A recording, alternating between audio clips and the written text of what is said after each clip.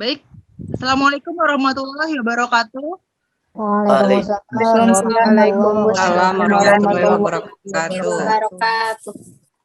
Selamat datang kepada para peserta webinar Broken Home. Biasa aja kali. Selamat datang juga kepada Ibu Rusiana Benyamin sebagai narasumber. Selamat datang, Bu. Selamat datang dan selamat sore semuanya. Selamat datang juga kepada yang terhormat Bapak Caryono MSI sebagai praktisi pendidikan yang akan membahas lebih dalam apa sih Broken Home itu. Selamat datang, Pak. Selamat datang. Assalamualaikum warahmatullahi wabarakatuh. Waalaikumsalam warahmatullahi wabarakatuh. Sebelumnya, perkenalkan saya Rifki Atun akan memandu acara pada sore hari ini. Hadirin yang saya hormati, perkenankan saya untuk membacakan susunan acara pada sore hari ini. Yang pertama, pembacaan doa pembuka. Yang kedua, sambutan dari penasihat Damar Kancawingking. Yang keempat, acara inti tentang pembahasan Broken Home oleh narasumber dan praktisi pendidikan. Dan yang terakhir, alhamdulillah, pertama-tama mari kita panjatkan puji syukur kehadirat Tuhan Yang Maha Esa yang telah memberikan kesehatan kepada kita semua sehingga kita dapat berkumpul di acara pada sore hari ini.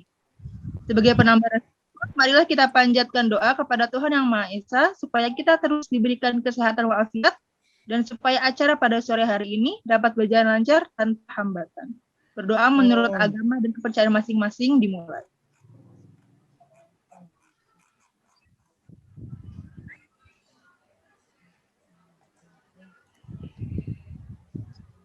Berdoa selesai.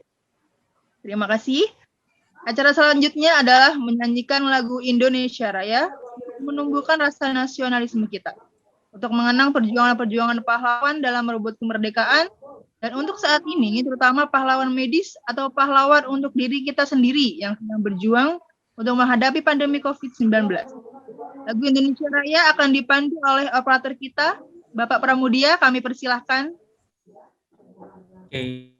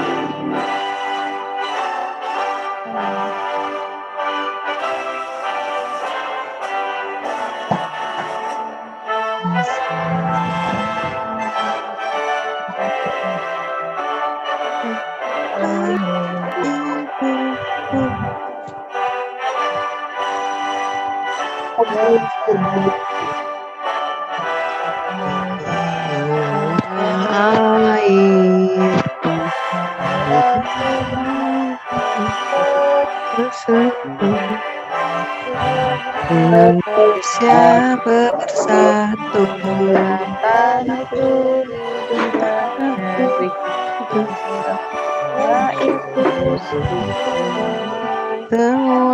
semuanya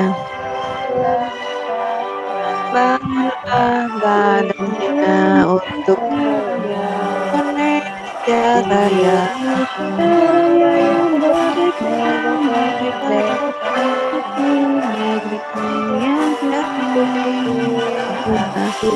Raya.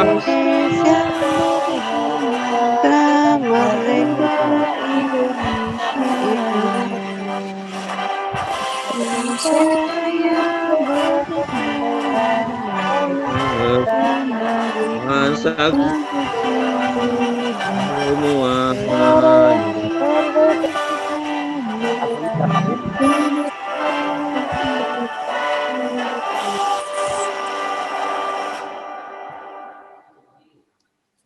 Baik, terima kasih para hadirin. Terima kasih kepada Bapak Pramudia. Kayaknya ini ya, apa namanya, udah lama juga ya nggak dengar lagu Indonesia Raya ya, gitu. Setelah sekian, sudah setahun ya, berarti ya Pak ya, 1 tahun ini nih kita nggak ada upacara gitu, para guru yang biasanya seminggu sekali, sekarang Iya. ya Pak ya. Iya. Oke, Sedih ya. Oke, baik. Selanjutnya yaitu sambutan yang akan disampaikan oleh Ibu Lelita Ramadanti sebagai penasehat Damar Kancawing. Kepada Ibu Lelita Ramadanti, kami persilahkan. Ya, terima kasih Bu Rifyatun. Mohon izin Pak Caryono. Ya, Mohon silakan. izin Bu Rusiana.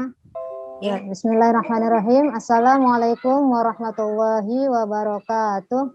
Waalaikumsalam warahmatullahi wabarakatuh. Alhamdulillahirabbil alamin. Allahumma sholli ala Muhammad wa ala ali Muhammad. Pertama-tama yang saya hormati dosen kami juga pakar pendidikan Bapak Caryono, yang saya hormati Bu Rusiana dan kawan-kawan sekalian yang tidak bisa saya sebutkan namanya satu persatu, namun tidak mengurangi rasa hormat dan ta'zim saya. Pertama-tama saya Lelita Ramadanti selaku penasihat dari organisasi Damar Kancawingking mengucapkan alhamdulillah bahwasanya kita semua masih diberikan kesehatan dan perlindungan dari Allah Subhanahu wa taala sehingga kita masih dapat berkumpul dalam acara webinar parenting dengan tema broken home. Biasa aja kali. Selanjutnya izinkan saya untuk menyampaikan rasa terima kasih kepada para peserta yang sudah berpartisipasi pada acara webinar parenting kali ini, yang kedua yang diadakan oleh DKW. Insya Allah acara ini dapat memberikan banyak ilmu yang bermanfaat bagi kita semua, khususnya dalam menghadapi situasi yang disebut dengan broken home. Dan semoga acara ini juga dapat berlangsung dengan baik dan lancar. Dan untuk kedepannya, kami DKW akan mengadakan kegiatan-kegiatan webinar lainnya yang tentunya dengan tema yang jauh lebih hebat lagi. Semangat dan sukses untuk kita semua. Hormat kami, DKW. Wassalamualaikum warahmatullahi wabarakatuh. Waalaikumsalam warahmatullahi wabarakatuh. Jadi ini adalah webinar yang kedua ya? Iya, betul sekali. Webinar yang kedua, oke. Dan alhamdulillah kita mendapatkan praktisi pendidikan yang luar biasa, Pak Caryono. Terima kasih banyak ya Pak atas kesediaan. Sama-sama. Oke. Yuk dilanjut Bu Kiki. Baik, terima kasih Bu Lelita. Selanjutnya adalah acara inti, yaitu pembahasan tentang broken home yang akan dibahas oleh pembicara kita hari ini, aku praktisi pendidikan, Bapak Caryono, dan juga ada Ibu Sena Benyamin sebagai narasumber yang akan membagikan pengalamannya. Selamat sore Bapak Caryono. Selamat sore Mbak. Assalamualaikum warahmatullahi wabarakatuh. Waalaikumsalam warahmatullahi wabarakatuh. Tetap semangat di sore-sore hari seperti ini ya. Insya Allah Pak. Selamat sore juga Ibu Yana.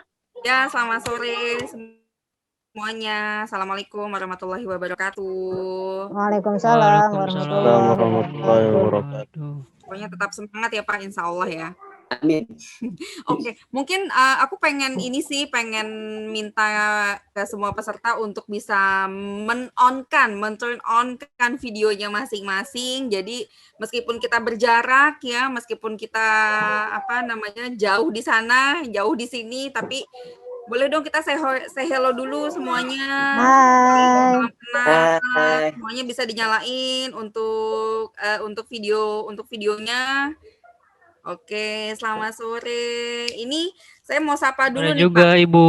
Ya, selamat sore Bapak. Ini ada beberapa dari rekan-rekan guru nih Pak yang memang sudah tersebar di seluruh Indonesia dari mulai. Alhamdulillah. Iya, ada Masya dari Allah. Bali, kemudian ada dari Papua juga ada nih Pak. Masya Allah. Ya, jadi memang insya Allah dengan adanya webinar ini bisa menyatukan para guru-guru Indonesia ya Pak ya. Iya, amin. Ini tuh hebat-hebat semua. Insya Allah. Layarnya tidak nampak. Layar tidak nampak gambar. Ya, oke, bagus. Oke, Sudah bagus layar. Sudah nampak kah? Iya, dari Pak Sultan. Oke, terus Dari Pak ini Sultan. juga. Oke, dari mana Pak? Bapak Muhammad Sultan. Dari Bulukumba yang lalu, Mbak. Bulukumba. Iya, Assalamualaikum Bulukumba. Bulukumba. Bapak, ini adalah dari webinar ya, dari webinar juga Pak, dari webinar cuman di grup sebelah di Pak, di grup lain gitu. Selamat sore Pak Sultan. Iya. Masya Allah. Iya, Ya, insya Allah. Alhamdulillah ya Allah. Alhamdulillah. Terus saya juga mau menyapa salah satu ini guru besar saya juga sih Pak sebetulnya nih. Ibu Firda, selamat sore Bu Firda. Kayaknya udah hadir sih Bu, udah hadir nih Pak saya lihat tapi belum menyalakan videonya. Ini salah satu guru besar saya juga, Ibu Firda Syarifah. Selamat sore Masya Allah. Iya. Oke, jadi mungkin bisa langsung dimulai Bu Kiki untuk acaranya. Ya, baik. Sebelumnya ada beberapa pertanyaan nih Pak. Tolong nanti Bu Yana ya dijawab dan dibantu oleh Bapak Caryono yang akan menjelaskan secara ilmiah dan lebih detail lagi. Oke. Nah, saya mohon izin ya Pak ke Ibu Yana dulu ya. Silakan Mbak. Oke, Bu Yana nih, menurut Bu Yana nih, definisi broken home itu gimana nih Bu? Oke. Definisi broken home. Sebetulnya mungkin saya ke pernikahan dulu ya. Mau menjelaskan apa karena sebelum ada broken home pasti ada proses-proses sebelumnya nih. Ya Pak ya.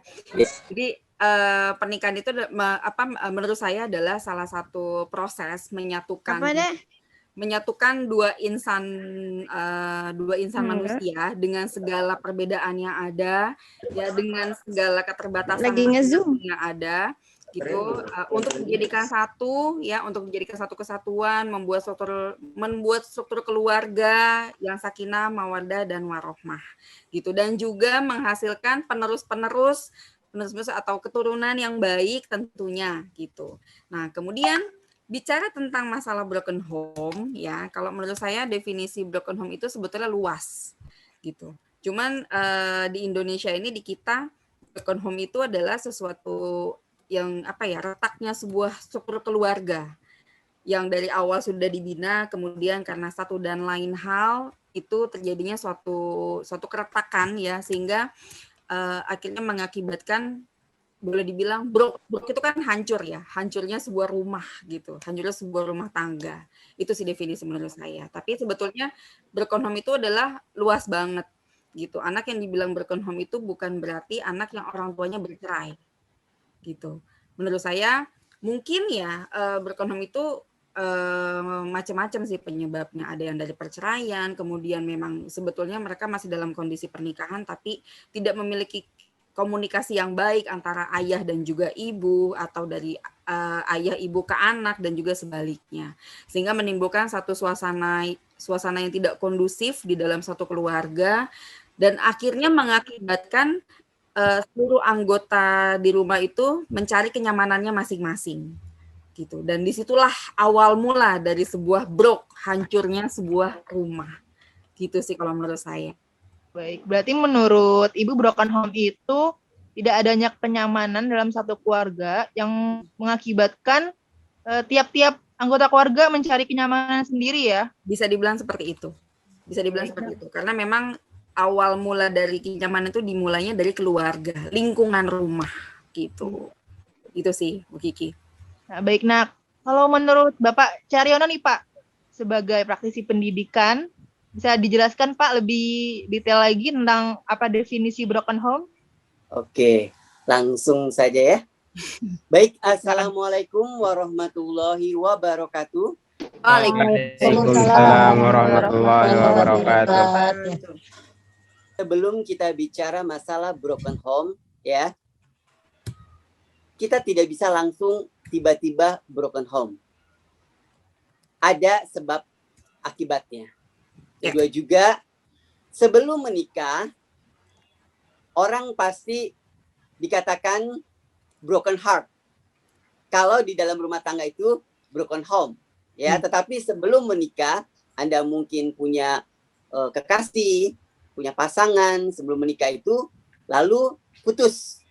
Jadi namanya disebut juga broken heart, ya, patah hati. Kalau di dalam rumah tangga berarti rumahnya hancur, gitu, ya. Sebetulnya broken home ini yang mungkin dialami oleh beberapa rekan ya, itu sebetulnya bukan ujuk-ujuk atau tiba-tiba kita mengambil keputusan broken home atau mungkin pisah atau cerai. Tapi itu sudah terakumulasi. Ya, itu poinnya ya teman-teman ya. Sebetulnya broken home itu adalah terakumulasi. Sudah 1 tahun, 2 tahun, 3 tahun, dia mempertahankan, dia merasakan dan sebagainya. Ya, itu sebetulnya sudah terakumulasi. Tidak ujuk-ujuk. Orang memutuskan untuk cerai. Ya, itu tidak tiba-tiba orang langsung ya sudah kita putuskan untuk berpisah dan sebagainya. Ya, perceraian pun juga ya teman-teman ya, ada legal dan ilegal.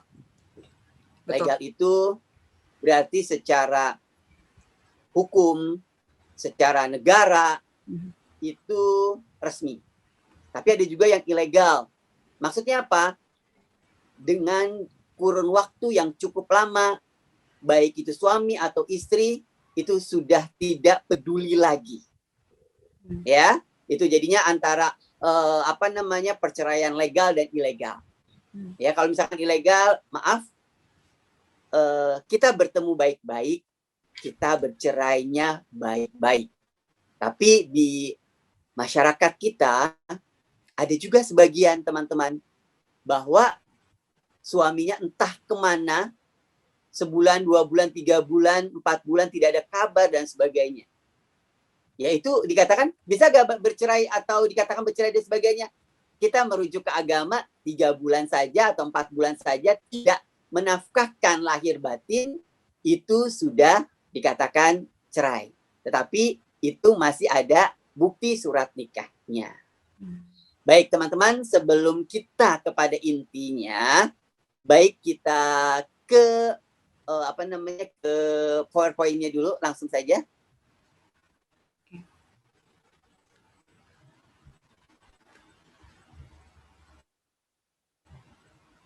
Iya, broken home biasa aja kali. Ya, di sini kalau kita melihat judulnya atau temanya, panitia ini melihat peluang, bukan berarti peluang yang negatif gitu ya.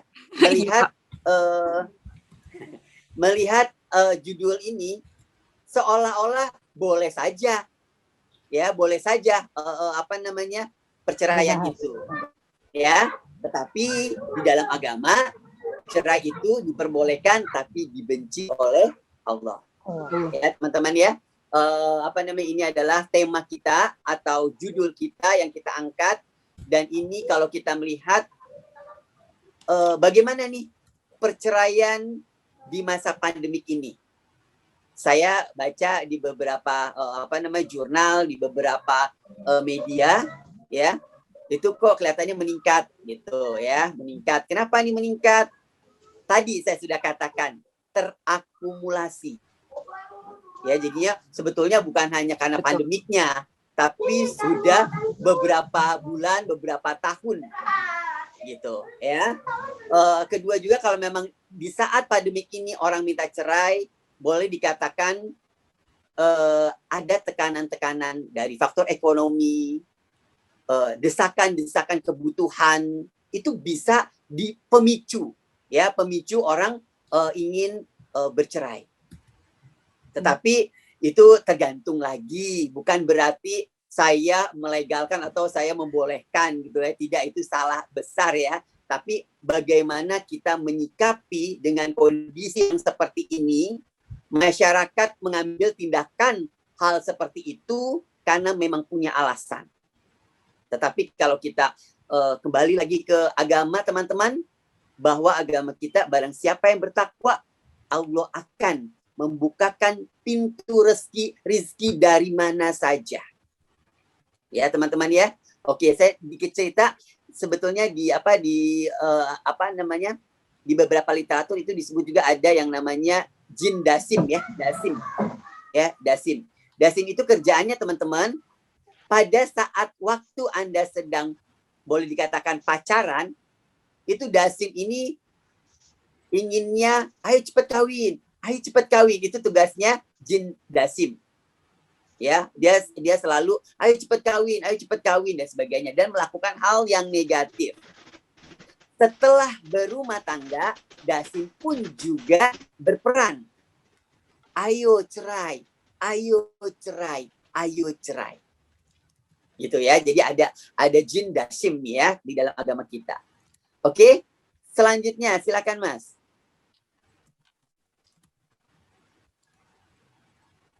Slide yang kedua. Yang ini Pak, betul? Ya. Ya, betul teman-teman. Jadi sebelum broken home ini ada pernikahan ya. Kalau di dalam agama Islam pernikahan itu adalah ikatan suci laki-laki dan perempuan ya. Saya mengambil secara umum pernikahan adalah puncak dari hubungan intim antara jenis, di mana kedua belah pihak saling membagi pengalaman dan perasaan serta pikiran. Sehingga akhirnya pasangan-pasangan yang sudah menikah cukup lama mempunyai kemiripan dalam sikap, nilai, minat, dan sifat-sifatnya. Ini secara umum. Karena mungkin saya melihat plural ya di sini ya, yang datang hadir di sini adalah plural. Jadi artinya bahwa bisa saja mengartikan pernikahan itu secara umum. Ya. Baik teman-teman, kalau kita sudah menikah, ya itu memang 2 tahun, 3 tahun, 5, 10 tahun itu ada kemiripan sikap. Karena Anda bisa bayangkan, selama 24 jam pasangan kita selalu ada di dekat kita. Apakah kebiasaan kita minum kopi, biasa kita minum teh, biasa kita bercanda dan sebagainya, itu nanti akan mengikuti. Ya. Oke, next. Nah, apa sih sebetulnya tujuan dari menikah? Nih, teman-teman, tujuan dari menikah ya. Artinya teman-teman yang mau menikah atau yang belum menikah, ya, memang harus disiapkan mentalnya. Usianya juga mempengaruhi tujuan dan hikmah menikah. Jadi teman-teman, maaf sekali, jika Anda memutuskan untuk bercerai, lihat tujuan dari menikah. Ya, menikah itu adalah memenuhi tuntunan naluri manusia sebagai hak asasi manusia. Manusia itu sudah ditakdirkan untuk berpasang-pasangan. Ya, berpasang-pasangan. Jadi di sini bahwa manusia itu mempunyai haknya dia. Membentengi akhlak yang luhur untuk menegakkan rumah tangga yang islami, meningkatkan ibadah kepada Allah, mencari keturunan yang soleh. Ya.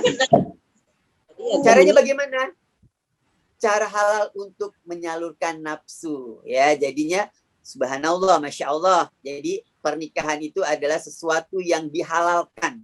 Yang tadinya suami istri atau laki-laki itu tidak diperkenankan untuk menyentuh, berpelukan dan sebagainya. Tetapi kembali lagi ke agama bahwa boleh menyalurkan nafsunya antara laki-laki dan wanita yang sudah menikah.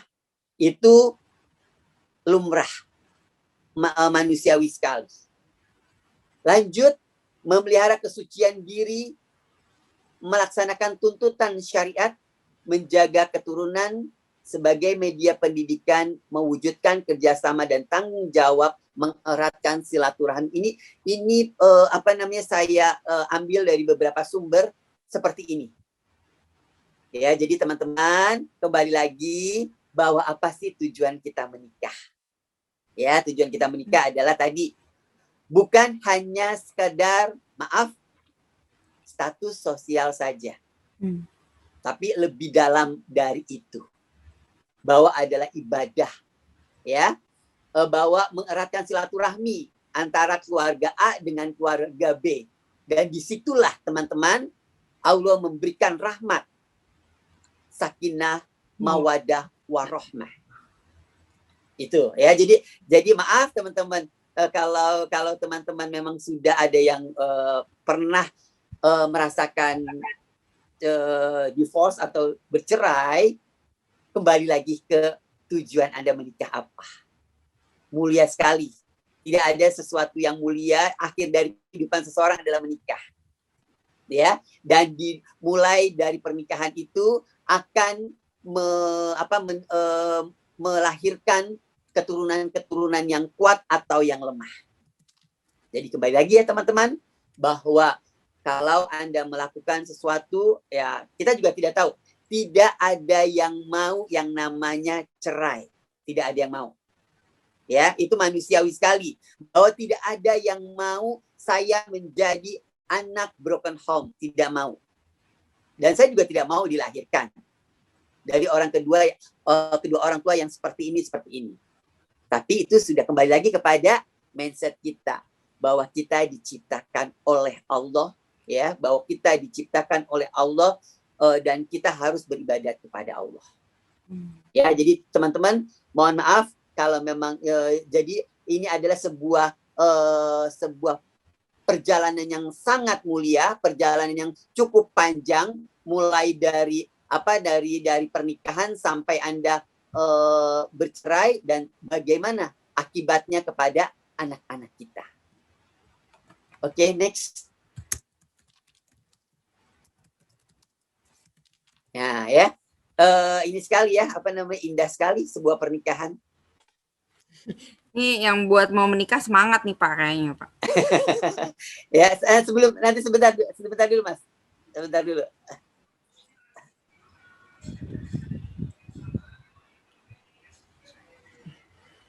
Ya, itu sebentar aja. Saya melihat, saya flashback ya, bahwa pernikahan itu ya suci. Kenapa? Pada saat waktu orang menikah lebih cenderung menggunakan gaun atau baju busana yang berwarna putih. Ya, itu ada makna tersirat. Ya, makna tersirat. Disitulah awal dari seseorang ingin membuka lembaran baru. Bahwa pernikahan itu adalah suci. Ya, terserah kalau misalkan Anda mau pakai baju warna pink, biru, gitu dan sebagainya ya. Tapi disimbolkan pernikahan itu sesuatu yang tidak bisa dibuat main-main. Jadi pernikahan itu punya konsepnya suci, bahwa itu adalah seumur hidup Anda menikah. Lain di luar bahwa Anda nanti menikah lagi, Anda cerai, itu lainnya. Tapi konsep awalnya bahwa Anda menikah itu adalah seumur hidup hanya sekali. Ya, itu adalah simbol. Simbol kenapa orang lebih mempergunakan baju atau nuansa yang berwarna putih. Misalkan bunga melati, terusnya semuanya coba Anda perhatikan. Itu semuanya disimbolkan dengan ikatan yang suci. Oke, ini saya mengingat, dan jika ingin menikah silakan menonton tayangan selanjutnya.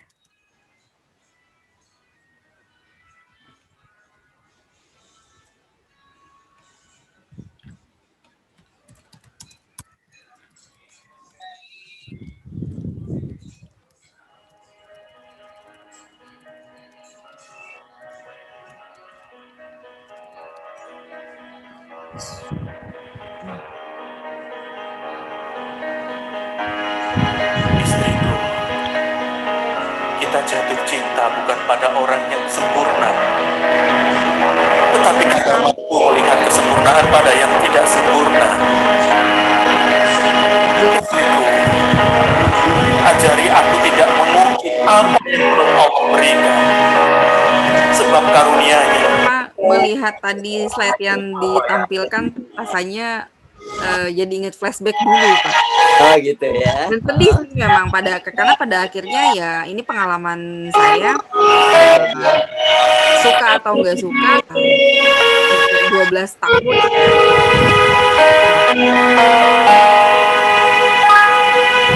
Ini dulu ya Pak. Setelah 12 tahun saya membina ini untuk sharing ya sama teman-teman ya. Jadi memang setelah 12 tahun, 13 tahun lah saya Insan tak berdaya saat dusta mampir bertanya.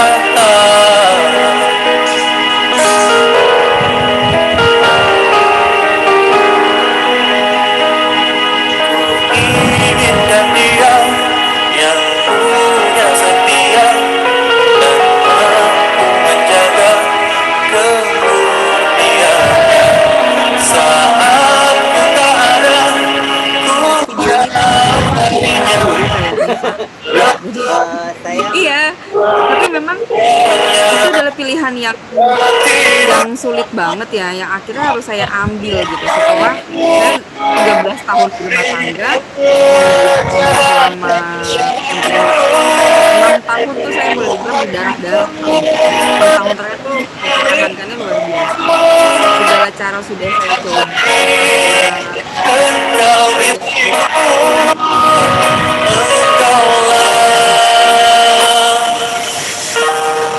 Pindah dari surga.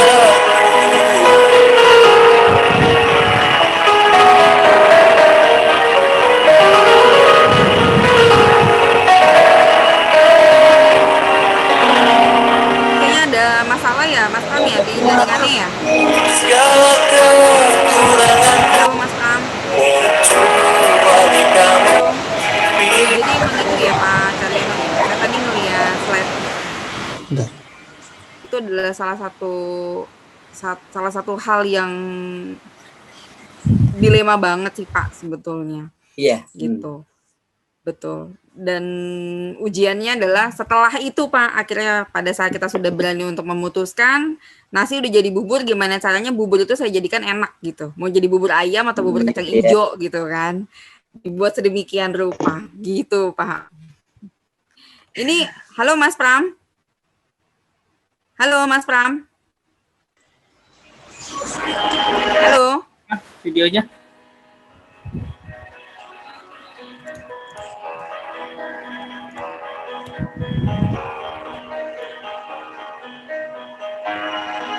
Istriku, kita jatuh cinta bukan pada orang yang sempurna, tetapi karena mampu melihat kesempurnaan pada yang tidak sempurna. Istriku, ajari aku tidak mengungkit apa yang belum Allah berikan, sebab karunia-Nya jauh lebih besar dari apa yang belum diberikan.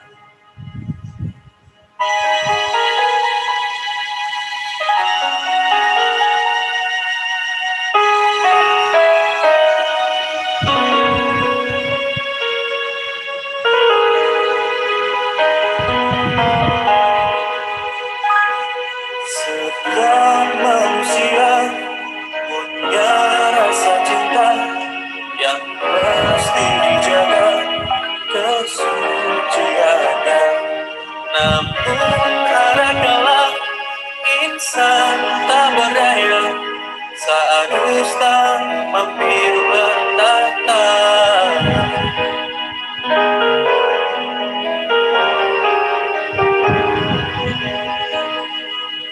Inginkan dia yang punya setia dan mampu menjaga kemurniannya.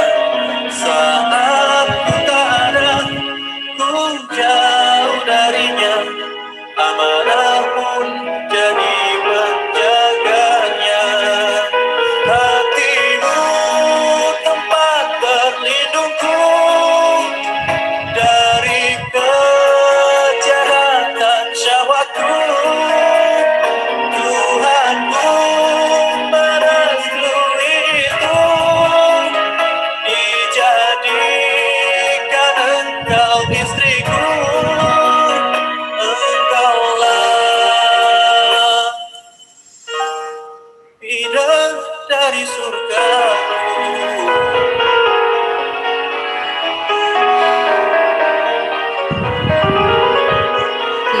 Ini kayaknya Oke deh Mas Pram, kalau itu dilanjut aja ya. Gak apa-apa, ini Pak, dilanjutin aja. ini Selanjutnya, Mas Iya. Pram.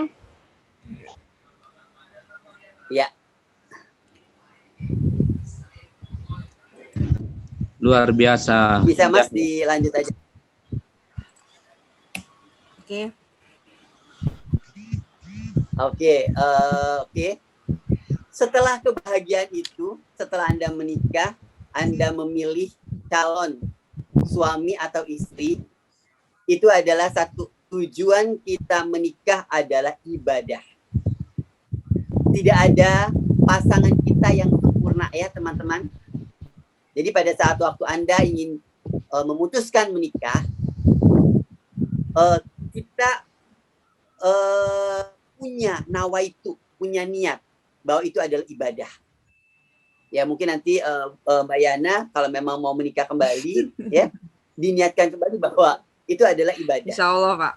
Ya karena memang dampaknya nanti cukup panjang sekali jika anak-anak yang tidak didampingi oleh salah satu pasangannya, itu dampaknya memang cukup banyak. Yang saya khawatirkan sekali, saya sebagai pendidik gitu ya, melihat fenomena-fenomena yang di lapangan itu, saya takut sekali.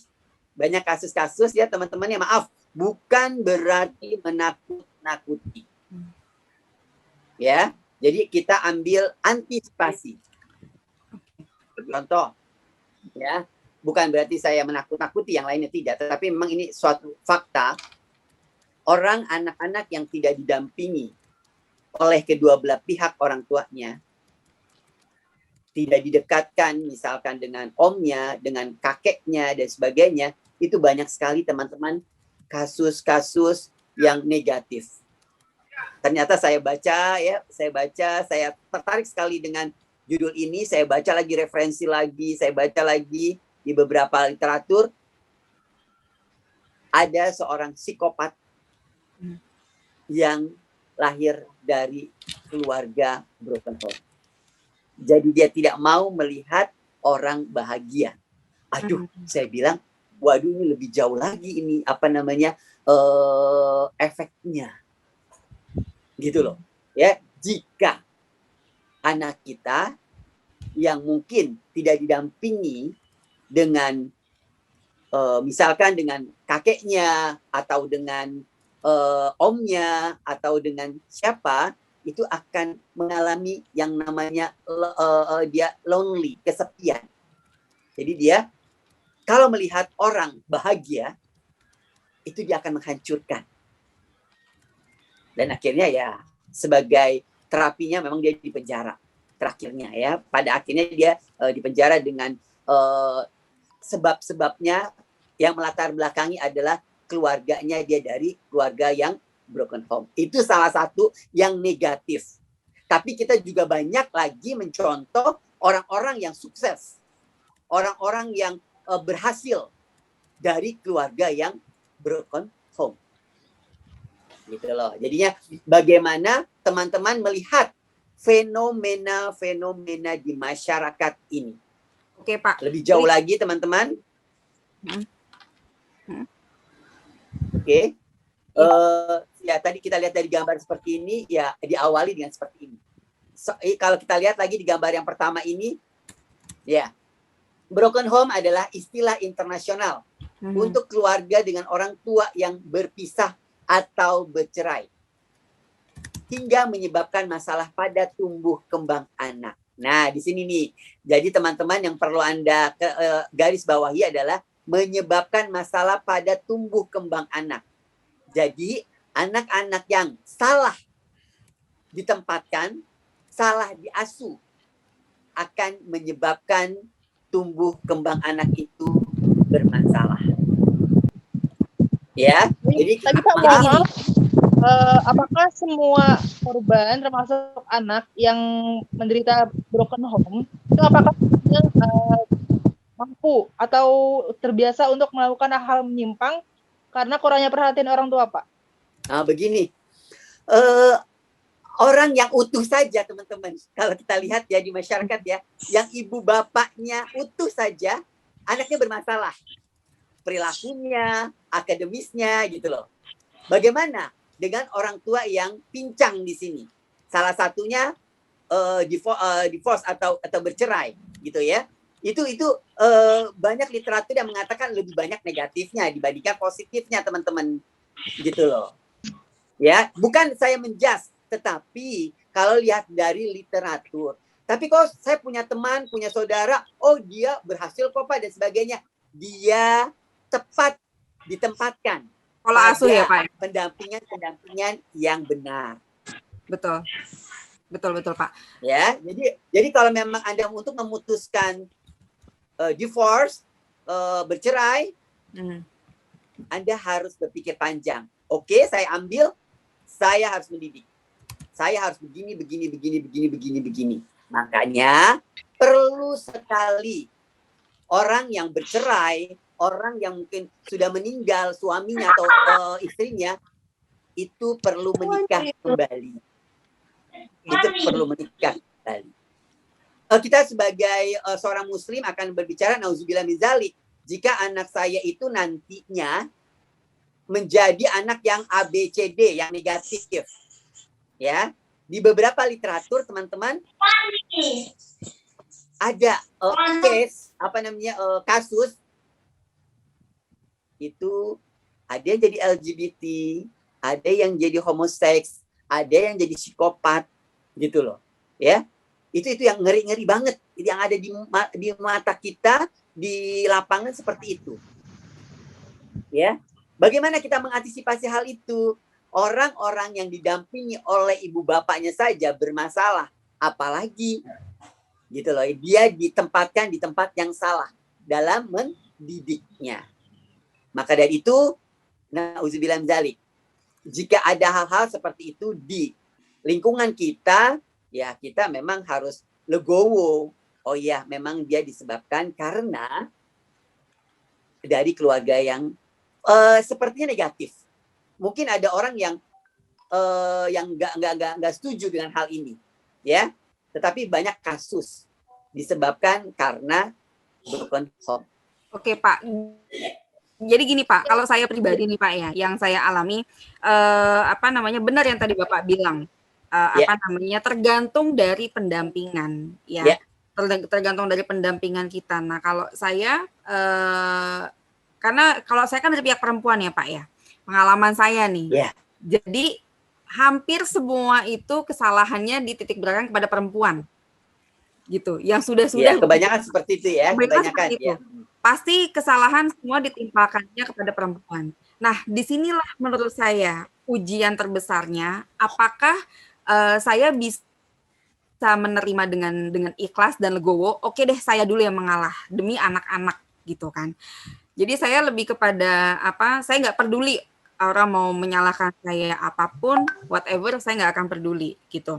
Nah, tapi ya karena saya yakin dari situ saya bisa, yang penting anak-anak saya ini mendapatkan pendampingan yang tepat, yaitu ayahnya.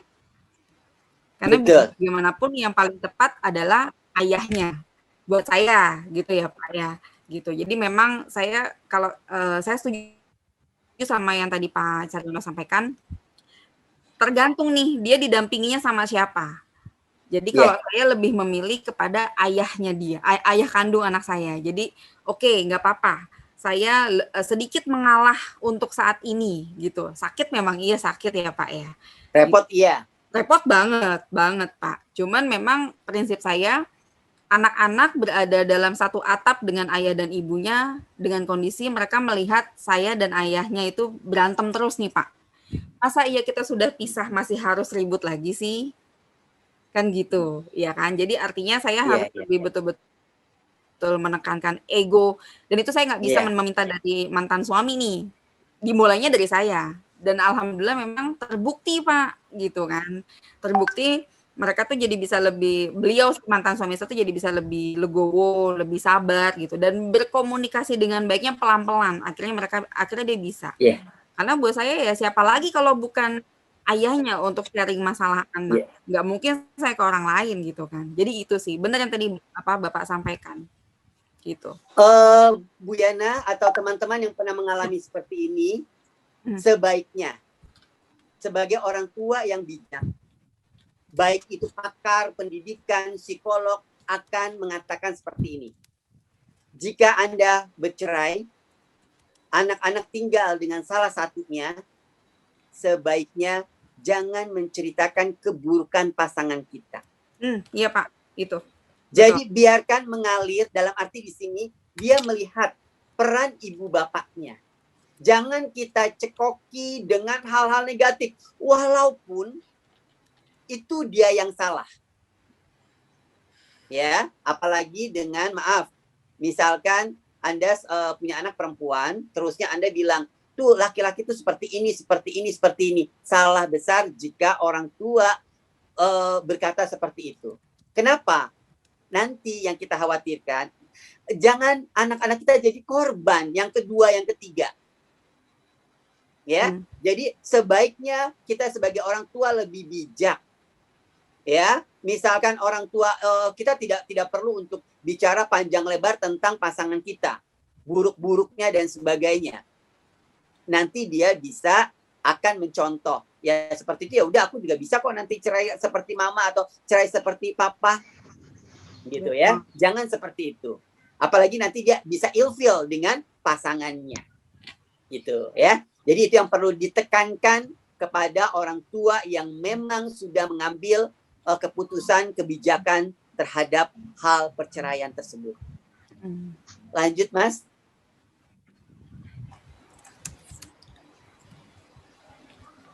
Ya, penyebabnya nih. Mungkin ada gak di antara 15 ini, Mbak Yana, ada gak? Atau mungkin di luar 15 ini? Kalau saya sih lebih kepada, apa ya, Pak? Jadi, ini saya agak flashback ke belakang ya. Kenapa saya akhirnya harus memutuskan untuk pisah, gitu. Jadi boleh dibilang, setiap orang punya masa lalu yang berbeda-beda ya, Pak ya. Termasuk saya, gitu. Nah, saya kenal dengan mantan suami saya ini memang dia sudah tahu kondisi saya dan saya juga sudah tahu kondisi dia. Akhirnya berjalan waktu setahun, 2 tahun berjalan itu kita ada cekcok lah ya. Nah, di cekcok ini nih kayaknya kalau saya lihat sih nggak ada nih Pak. Karena dia lebih sering untuk membuka lagi masa lalu saya Pak, mengungkit lah ya, mengungkit. Ini bukan maksudnya mau membuka aib ya, bukan. Tapi memang kenyataannya seperti itu gitu. Nah, tapi nomor 12 bagaimana, Mbak? Nomor 12? Nah, kalau ini nomor 12 ini juga nih Pak salah satu. Jadi memang luar biasa. Makanya saya bilang, Pak, di 6 tahun terakhir pernikahan saya itu saya luar biasa berdarah-darah banget lah, Pak ya, gitu. Itu betul-betul, dan memang di angka 12 ini yang akhirnya saya rasa udah nggak bisa, dan memang ada sedikit kekerasan sih Pak ya, dan itu sudah dilihatkan ke anak gitu. Itu sih konsen yang akhirnya membuat saya yakin dan berani. Sebetulnya bukan hal yang baik ya sebuah perceraian itu, tapi saya berpikir lagi, apakah baik juga nih kalau saya teruskan dengan kondisi rumah tangga saya seperti ini gitu. Anak setiap hari melihat ayah ibunya tuh fight gitu kan, berantem gitu, komunikasi kita nggak baik gitu. Nah, jadi akhirnya di tahun ke-13 akhirnya saya memutuskan untuk ya sudahlah, selesai gitu. Jadi memang di situ alasan saya boleh jadi di poin 12 nih Pak. Poin 12 bisa gitu. Terus lagi sama ada sedikit kekerasan sih Pak, KDRT gitu. Baik teman-teman, nanti jika Anda mau menikah dan sebagainya, perlu dipertimbangkan hal ini. Perlu mempersiapkan, ya, mempersiapkan tentang sebab-sebab ini. Jangan dilakukan. Ya, jadi ini sudah ada bekal sebetulnya ya. Kalau Anda mau melangkah ke jenjang pernikahan, sebaiknya perlu direnungkan. Bukan, malah justru Rasulullah membenci.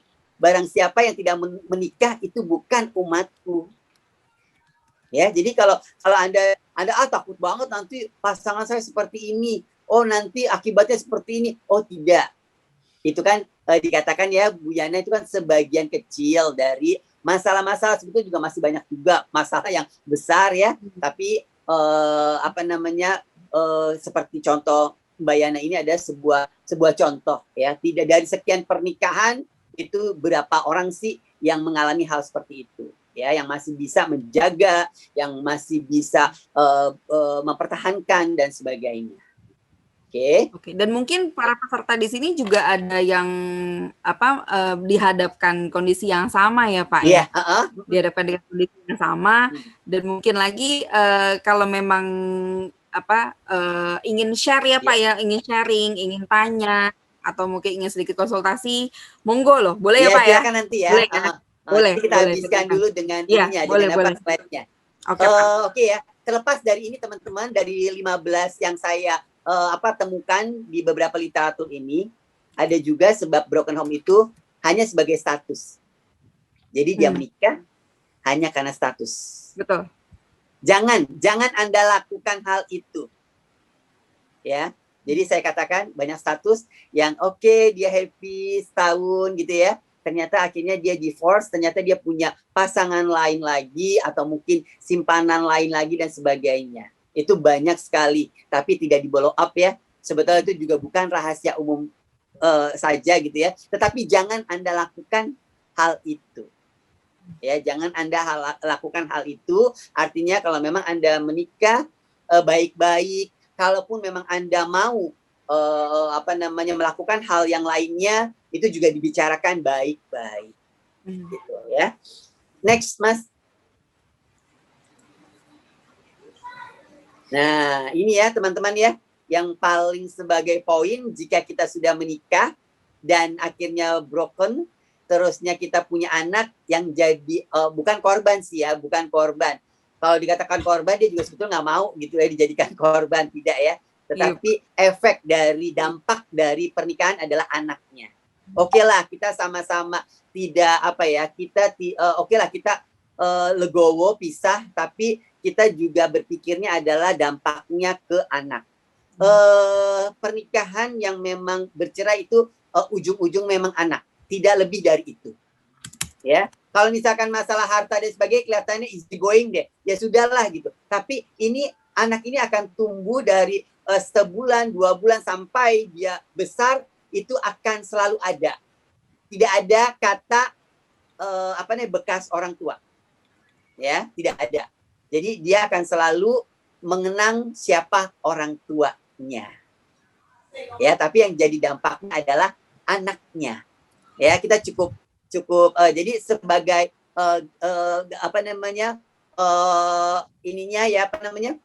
penguatnya adalah anak yang jadi masalah. Oke, silakan. Apakah hanya anak aja Pak yang bisa menjadi korban broken home? Sekarang begini, keluarga inti adalah anak. Keluarga inti ya Mbak ya. Kalau memang misalkan, keluarga dari pihak laki atau keluarga dari pihak perempuan, itu sebetulnya dia kan hanya melihat dari luar. Tapi keluarga intinya yang paling menjadi kerucutnya adalah anak. Anak, iya.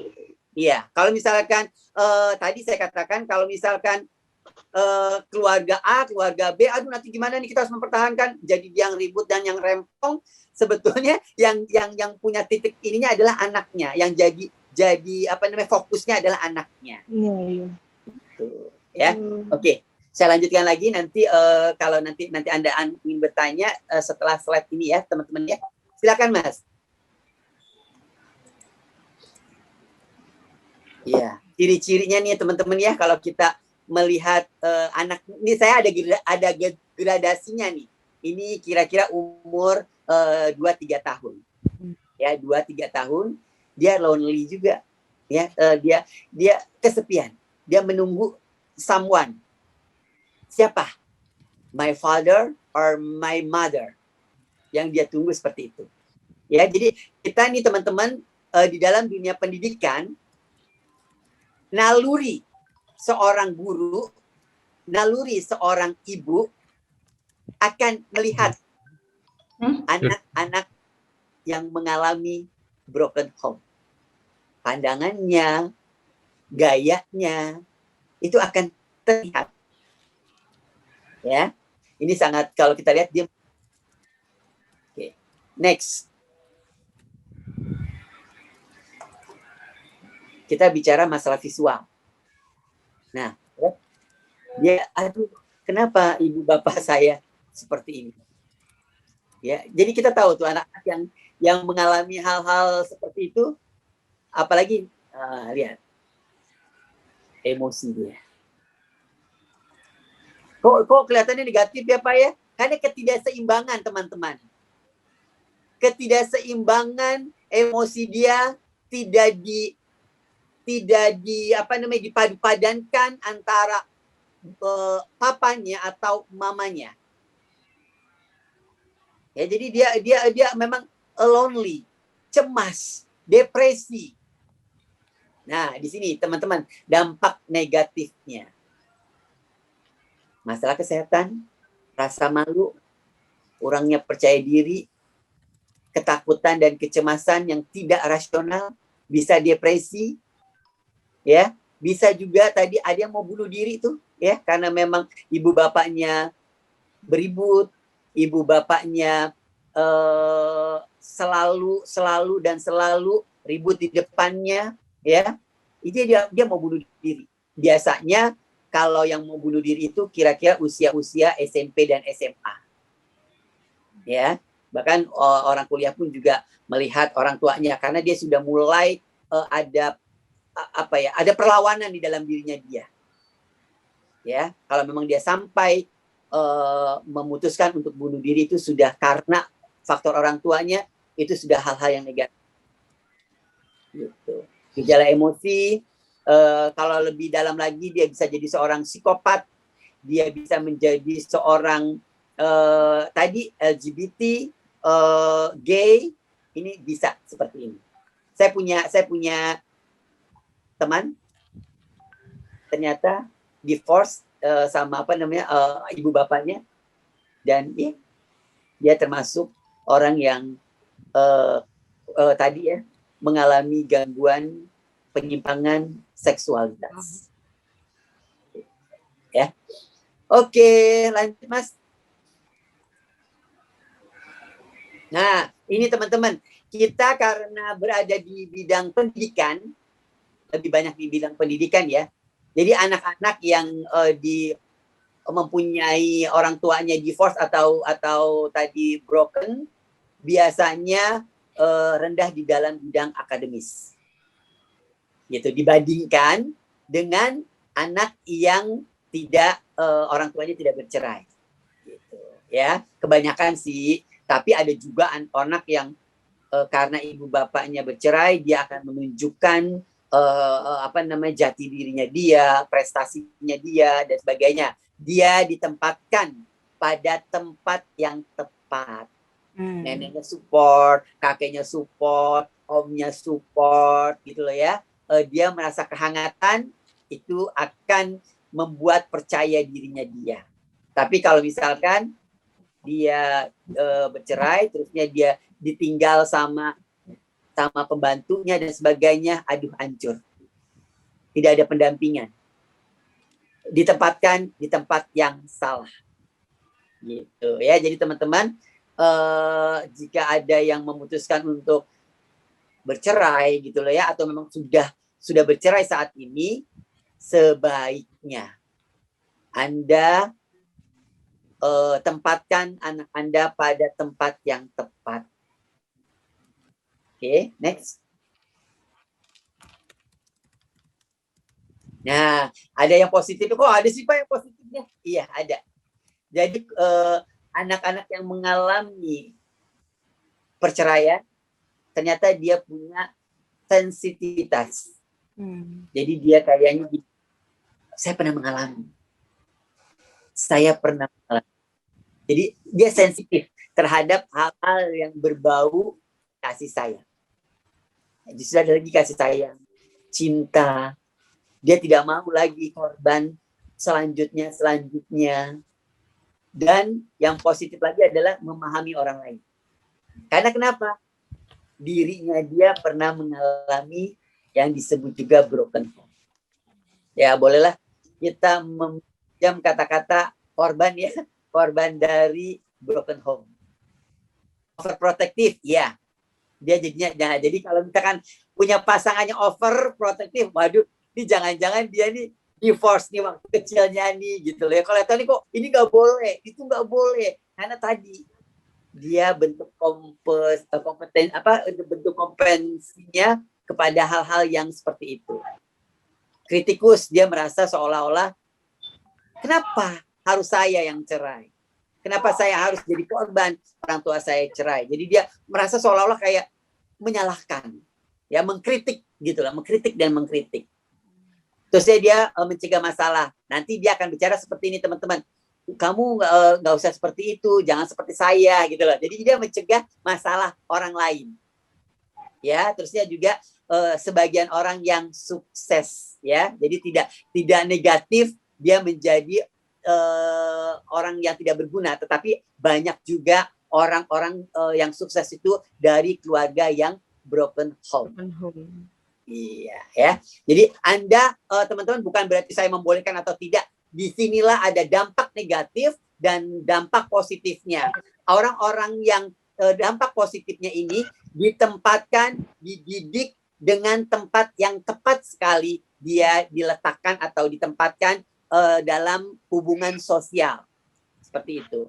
Jangan sampai nanti anak kita menjadi antisosial. Dia tidak mau bergaul, dia tidak mau bekerja sama, dia tidak mau datang ke tempat yang banyak atau tempat yang ramai, nggak mau. Jadi dia antisosial, dia asik dengan lingkungannya sendiri atau dengan dirinya sendiri. Itu juga bahaya gitu loh ya. Oke, next teman-teman.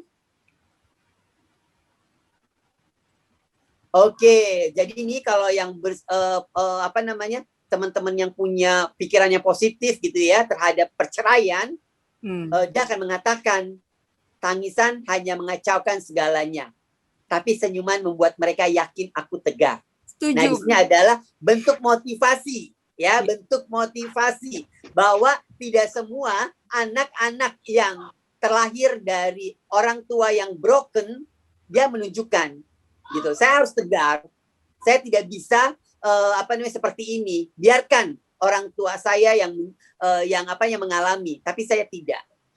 Nah, bagaimana kita sebagai orang tua bisa memotivasi anak-anak kita agar dia dilahirkan dari keluarga yang broken home, tetapi dia punya sikap, dia bijak, dia adil, dia strong, kuat, menjalani kehidupan yang akan datang.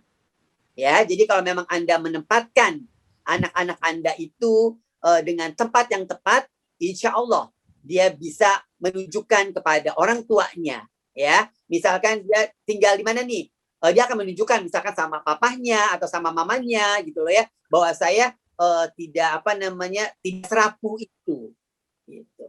Ya. Dan teman-teman, yang penting sekali ini adalah kalimat terakhir ini. Silakan, Mas. Ya, ini ya teman-teman ya. Ini poinnya ya.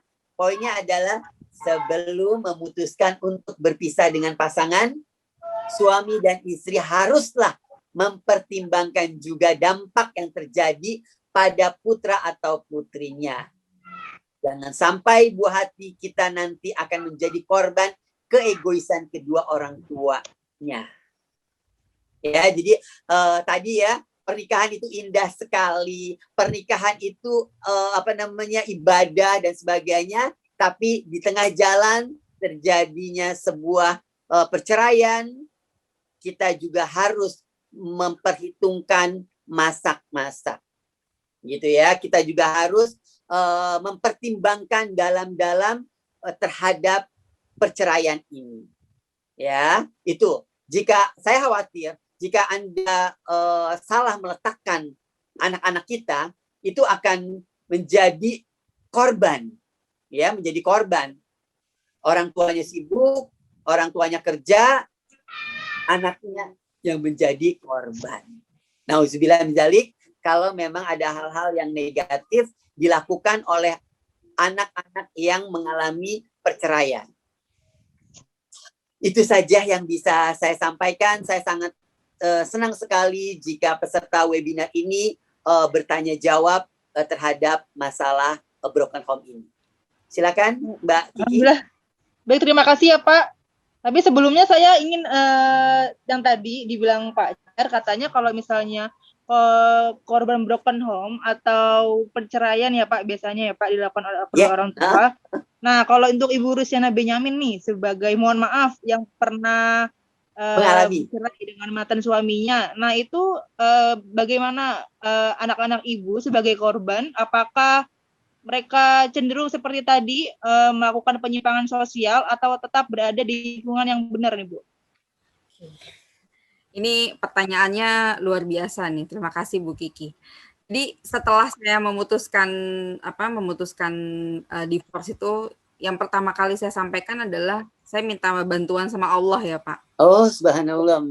Saya minta bantuan sama Allah untuk dapat dikuatkan yang pertama, kemudian dimudahkan dalam melewati masa-masa ini untuk saya dan juga anak-anak. Dan alhamdulillah. Mbak Yana, maaf sebentar. Mungkin teman-teman yang mau nanya langsung chat aja juga nggak apa-apa kok. Oh iya, sambil berjalan ya. Sambil berjalan ya. Oke. Jadi memang alhamdulillahnya Pak ya, Allah tuh memberikan bantuan ke saya itu dengan menguatkan anak-anak dan juga saya. Pertama, anak-anak tidak mengalami tidak ada hal-hal yang negatif yang saya temui gitu. Justru yang saya lihat adalah mereka lebih, yang tadi ada di poin Bapak atau di positif gitu kan, lebih memahami. Gitu, mereka tuh lebih memahami situasi dan kondisi, kemudian juga lebih dewasa sih Pak. Memang belum waktunya, tapi yang saya lihat mereka tuh dewasa. Contohnya gini, pada saat ayahnya telepon gitu kan, ayahnya telepon dan saya ingin bicara, itu anak saya malah yang nanti Bu biar aku aja deh yang sampein sama ayah. Gitu, saya tahu artinya ini anak nih sudah sudah paham gitu. Dia bagaimana caranya biar ayah dan ibunya nih nggak berantem. Gitu, udah aku aja deh gitu.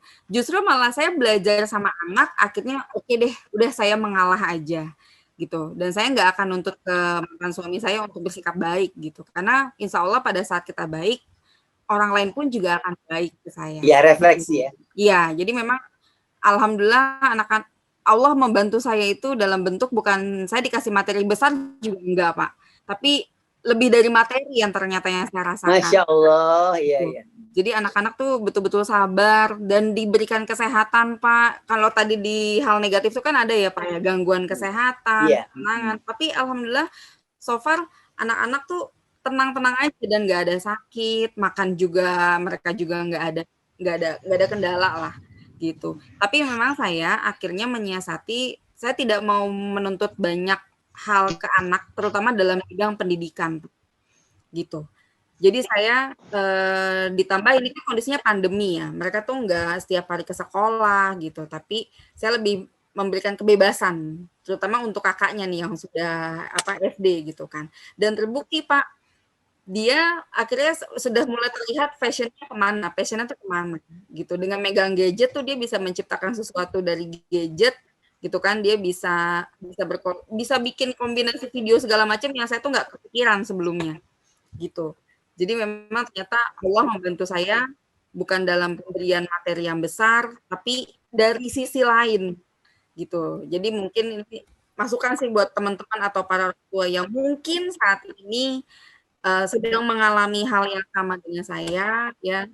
Jadi memang minta bantuan jangan ke manusia sih Pak. Minta sama Allah, insya Allah. Iya, betul. Allah tuh kasih bantuan. Itu sih Bu Kiki yang saya rasain gitu. Oh, saya tambahkan dulu ya Mbak ya. Bahwa yang paling utama dan terutama adalah seorang ibu. Jika Anda memang berpisah, yang paling utama dan terutama adalah ibu. Perasaan Anda kalau memang stabil, insya Allah anak itu akan stabil. Betul. Tapi jika Anda kesel lagi gitu ya, selalu kesel, selalu mengingat-ingat suami Anda yang kesel dan sebagainya, itu nanti justru anak-anak itu yang secara emosional, secara psikologis itu nanti akan mempengaruhi. Ya, jadi saya sarankan kepada Mbak Yana dan yang lainnya, jika ada Anda mempunyai anak lalu terusnya Anda bercerai, seharusnya seperti apa? Sebagai seorang ibu harus mempersiapkan anak-anaknya. Dan yang paling utama adalah psikologis orang tuanya, pada khusus ibunya. Jika ibunya psikologisnya baik, dia akan baik mendidik anaknya. Tetapi kalau emosi ibunya itu tidak stabil, anaknya akan mempengaruhi serta perilaku anak itu. Itu yang paling penting. Jadi saya kepada Mbak Yana selalu berusaha, alhamdulillah Mbak Yana sudah curhat ke Allah dan itu jalan yang terbaik. Betul. Kedua Mbak Yana, bahwa Mbak Yana nih harus menjaga feel Anda nih, perasaan Anda. Ya, jadi Mbak Yana tuh harus jaga perasaan Mbak Yana gitu loh ya. Bagaimana nih saya punya masalah, saya punya bagaimana Anda juga pada saat waktu anak Anda membutuhkan Anda harus stabil. Karena kalau tidak stabil, kok ibu kok marah-marah, kok ibu begini, dia mikirin. Aduh gimana ya, aku mau ngomong deh sama bapak deh, aku mau ini deh gitu.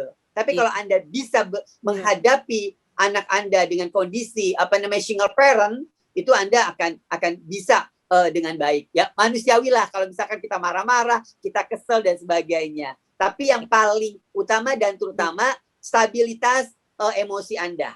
Betul. Itu paling penting. Kalau Bu Yana aja sibuk terus stres kerjaan, kuliah, itu otomatis anak juga akan mempengaruhi. Gitu. Kalau saya sih gini Pak, saya lebih menyiasatinya, saya malah menyibukkan diri Pak. Oh gitu. Jadi kalau saya diem, saya malah jadi stres. Oh gitu. Jadi, ada yang bertanya. Betul. Oh silakan. Oke. Dari Nah ini Pak, ada yang bertanya nih Pak, Ya. dari Ibu Istifadah. Ya. Kebanyakan anak-anak ditinggal orang tuanya merantau dan tinggal bersama nenek dan tingkahnya tidak terkontrol atau haus kasih sayang orang tua. Apakah ini juga disebut anak yang broken home? Silakan Pak, jawab Pak.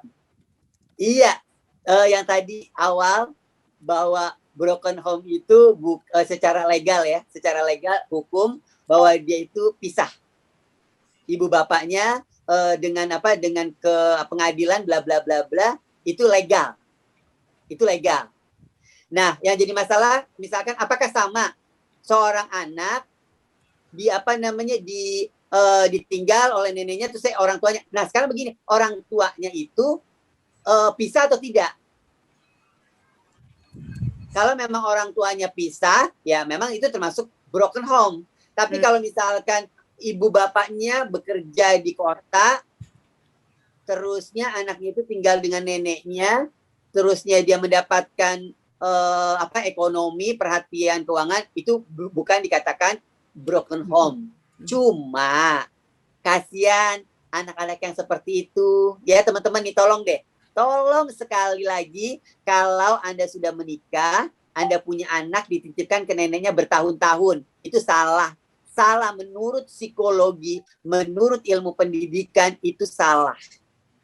Kecuali Anda titipkan, misalkan Anda kerja, terusnya sorenya diambil, terusnya Anda atur, itu bukan, itu boleh. Tapi kalau misalkan Anda merantau, cari uang dan sebagainya, itu sebetulnya salah.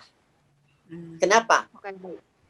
Suatu saat anak itu mengalami yang namanya gangguan-gangguan yang lainnya, itu disebabkan karena. Berarti bisa menjadi salah satu penyebab juga ya Pak ya? Iya, betul sekali. Jadi mohon maaf. Saya sebagai orang yang tahu hal itu dan menghadapi hal itu, jangan Anda lakukan. Ya udah deh, saya punya anak. Ya udah, ini setahun 2 tahun saya titipkan anak saya ke neneknya di kampung. Saya tetap ngajar di sini. Itu salah besar. Berarti lebih baik tetap di-keep dengan kita ya Pak, sebagai orang tua ya Pak? Betul. Anda sebaiknya Anda didik dengan kita dengan penuh kasih sayang dan sebagainya. Khawatirnya ini akhir zaman. Jadi akhir zaman bahwa orang punya anak tapi nggak ngurusin anaknya gitu loh. Ya ngurusin ke orang lain, ibunya jadi pembantu, nauzubillah min dzalik gitu loh ya. Sebaiknya sih strategi saya ya, banyak kok teman-teman. Oke, setelah dia setahun 2 tahun dia kerja, berhenti kerja dulu, resign dulu dia kerja, dia fokus kepada anaknya sudah bisa jalan, anaknya sudah makan sendiri dan sebagainya. Ini strategi aja ya. Setelah itu bolehlah dia kita kerja lagi. Itu anak itu bisa mengurus dirinya sendiri. Nah, mumpung dia di rumah 2 tahun di rumah, itu didik anaknya dengan kemandirian, dengan skill-skill kehidupan. Jadi, sewaktu anak itu kita ajak kerja, dia udah bisa ngurus anak itu sendiri, gitu, dirinya sendiri. Itu strategi. Oke. Tapi ini untuk konteksnya ini masih dalam kondisi pernikahan ya Pak ya? Iya, Ya, betul. masih dalam kondisi, artinya masih Iya. ada pasangan yang bisa menafkahi. Iya, betul. Nah, sekarang kalau misalkan nih Pak, kan saya kan kerja ya Pak ya. Iya. Tapi memang benar ya tadi Pak Calyono bilang, saya lebih memilih untuk tetap stay di Jakarta, ya kan? Biar saya bisa tetap terkontrol anak, betul. Nah, kalau itu saya setuju gitu. Cuma memang ya khususnya perempuan sih Pak ya, lagi-lagi pasti akan disalahkan. Iya. Gitu. Karena memang fitrahnya seperti itu. Iya, gitu betul. kan? Saya gini, kan apa namanya, perempuan yang anak yang baik dilihat dari orang tuanya. Siapa nih? Ibunya. Tetapi jangan salah nih, bapak-bapak juga jangan ini nih. Halo bapak-bapak. Halo bapak. Ya, Halo bapak-bapak juga jangan enak aja nih. Apa namanya, itu kan masalah mendidik anak itu urusan ibu-ibu. Oh, jangan salah. Kita lagi ke agama ya teman-teman ya. Betul. Kita belajar pada Nabi Ismail, Nabi Ibrahim, Nabi Muhammad. Ya, itu kita harus seperti itu.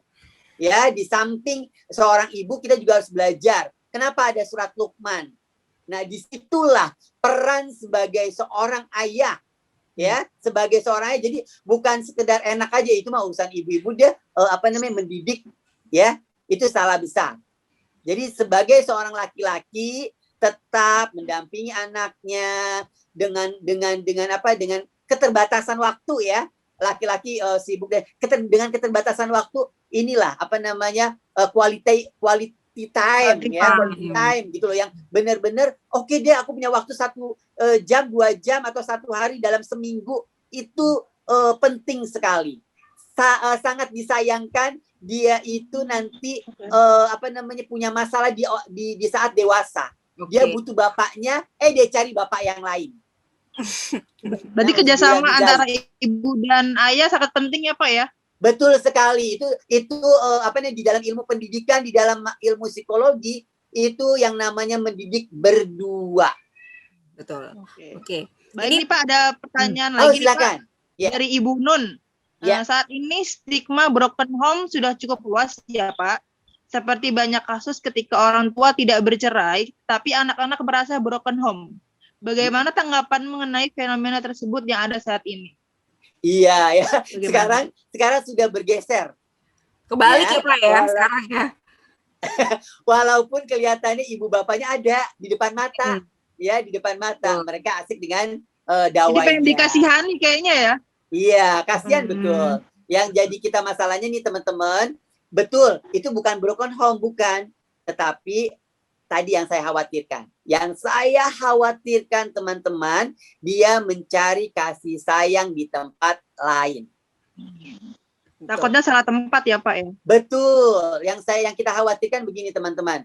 Yang laki-laki, ibu bapaknya dia bisa ya. Ini saya tahu banyak kasus, saya pelajari kasus, saya berhadapan langsung dengan kasus anak-anak yang mengalami hal itu. Ibu bapaknya ada di rumah, tapi tadi ya bekerja.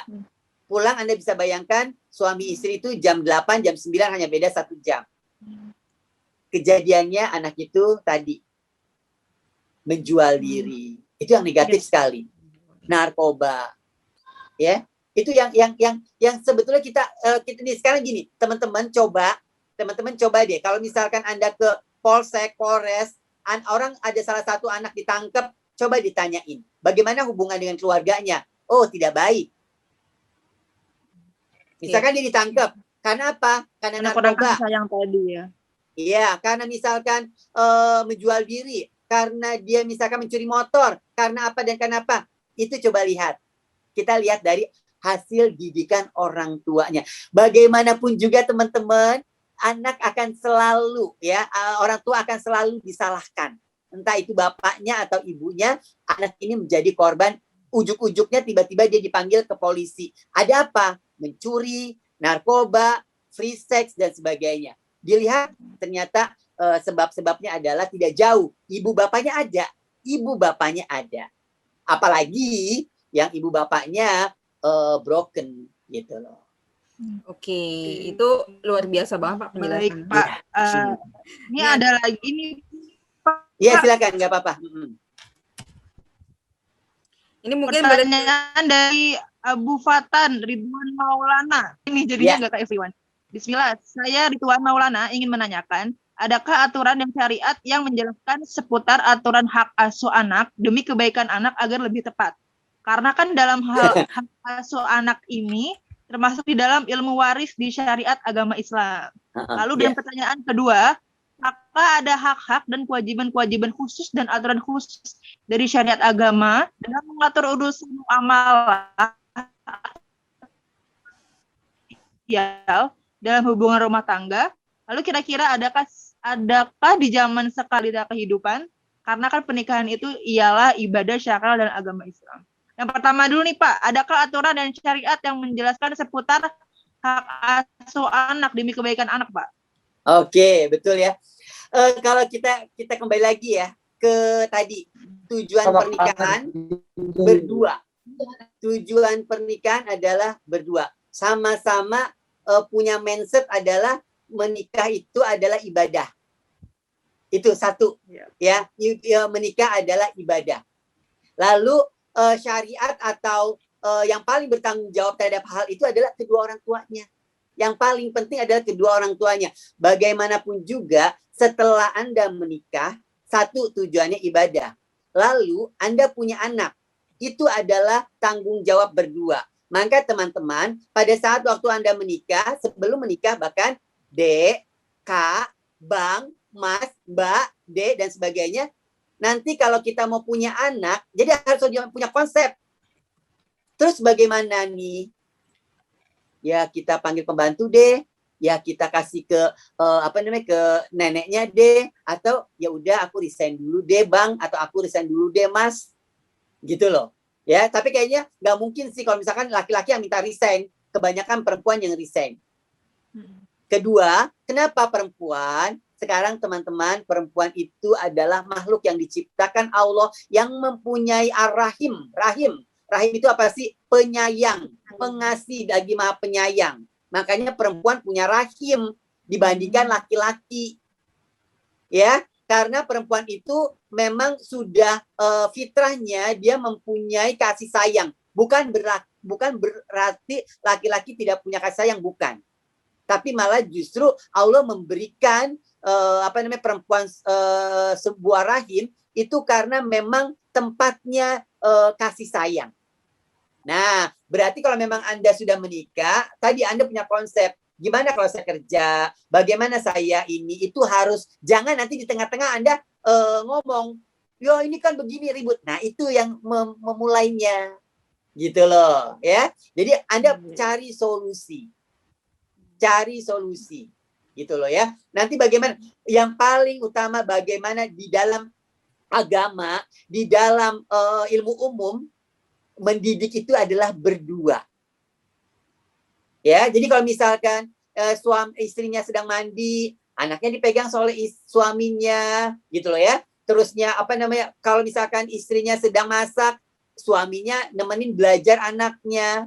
Yang jadi masalah di sini, orang perempuan mau minta cerai, itu karena memang bebannya setelah dia menikah, itu jadi kayak pembantu. Saya nggak setuju. Masak dia, nyuci dia, apa dia. Jadi laki-laki cuma hanya cari duit setiap bulan ngasih. Ya, itu sangat ironis sekali menurut saya. Jadi para laki-laki haruslah bertanggung jawab. Bertanggung jawab itu jangan dengan skup yang sempit. Udah ngasih nafkah. Ya, jadi maaf, pemuda-pemuda muslim, bapak-bapak muslim yang mendengarkan hal ini, ya, perlu juga menjadi perhatian. Jadi Anda bukan hanya memberikan nafkah sebulan cuma gaji Anda saja. Yuk bantu istrinya, kalau memang tidak punya pembantu, ya bantu nyucinya juga siapa, yang nyuci piring siapa, yang ngepel siapa, yang mandiin anak siapa, itu harus harmonis sekali. Subhanallah gitu loh. Pak, Oke, berarti ini lagi-lagi kerjasama ya Pak ya? Harus bagi-bagi Betul sekali. dalam Mbak rumah Kiki tangga. nanti, Mbak Kiki nanti kalau cari suaminya seperti itu. Ini untungnya direkord, Pak. Ini untungnya direkord. Jadi memang Ya. ini bisa untungnya direkord, Pak. Oh gitu. Jadi nanti Ya. untuk para lelaki Iya, ya. betul. Gitu. Nah, saya akan bukan begini. Wah, narasumbernya atau pembicaranya ini menyudutkan laki-laki. Halo teman-teman, Rasulullah mencontohkan itu. Iya. Ya, jadi jangan laki-laki jangan egois, cuman ngasih duit sebulan, beres. Itu konsepnya kayak gitu. Ya, konsepnya secara umum kayak gitu. Ya, pokoknya beres. Saya kasih sebulan 10 juta, baju udah rapi, masakan udah ada, anak-anak rapi, rumah rapi, udah. Dan wajah harus kayak Nia Ramadhani ya, Pak. Ya, sanggup gak kayak gitu? Iya. Kalau nggak, iya, kalau tidak sanggup, ya teman-teman kalau tidak sanggup seperti itu, ya Mbok jangan jauh-jauh, ya, jangan jauh-jauh. Bantulah istrinya. Anda menikahkan istri Anda bukan jadi pembantu. Betul, Masya Allah, Pak. Iya, Ini maaf. luar biasa, betul. Maaf, saya bukannya sombong, bukan. Saya ini loh, saya nyuci piring loh. Saya cuci piring, saya nggak malu. Kenapa? Apa hubungannya malu di rumah kita cuci piring, lawang itu untuk makan kita bersama kok. Iya, menjawab ya Pak ya. Terus kalau tempat tidur suaminya ngeberesin, apa salahnya? Pakai berdua gitu kan. Istrinya setelah bangun tidur dia cepet-cepet dia masak bla bla bla bla di dapur, terusnya suaminya habis tidur males untuk merapikan tempat tidur, nanti aja gitu loh ya. Saya tidak. Bukan berarti saya sombong ya, takabur dan sebagainya, tidak. Maksud saya belajar ya, mulai dari hal yang kecil. Betul. Konflik itu terjadinya itu dari hal yang kecil loh.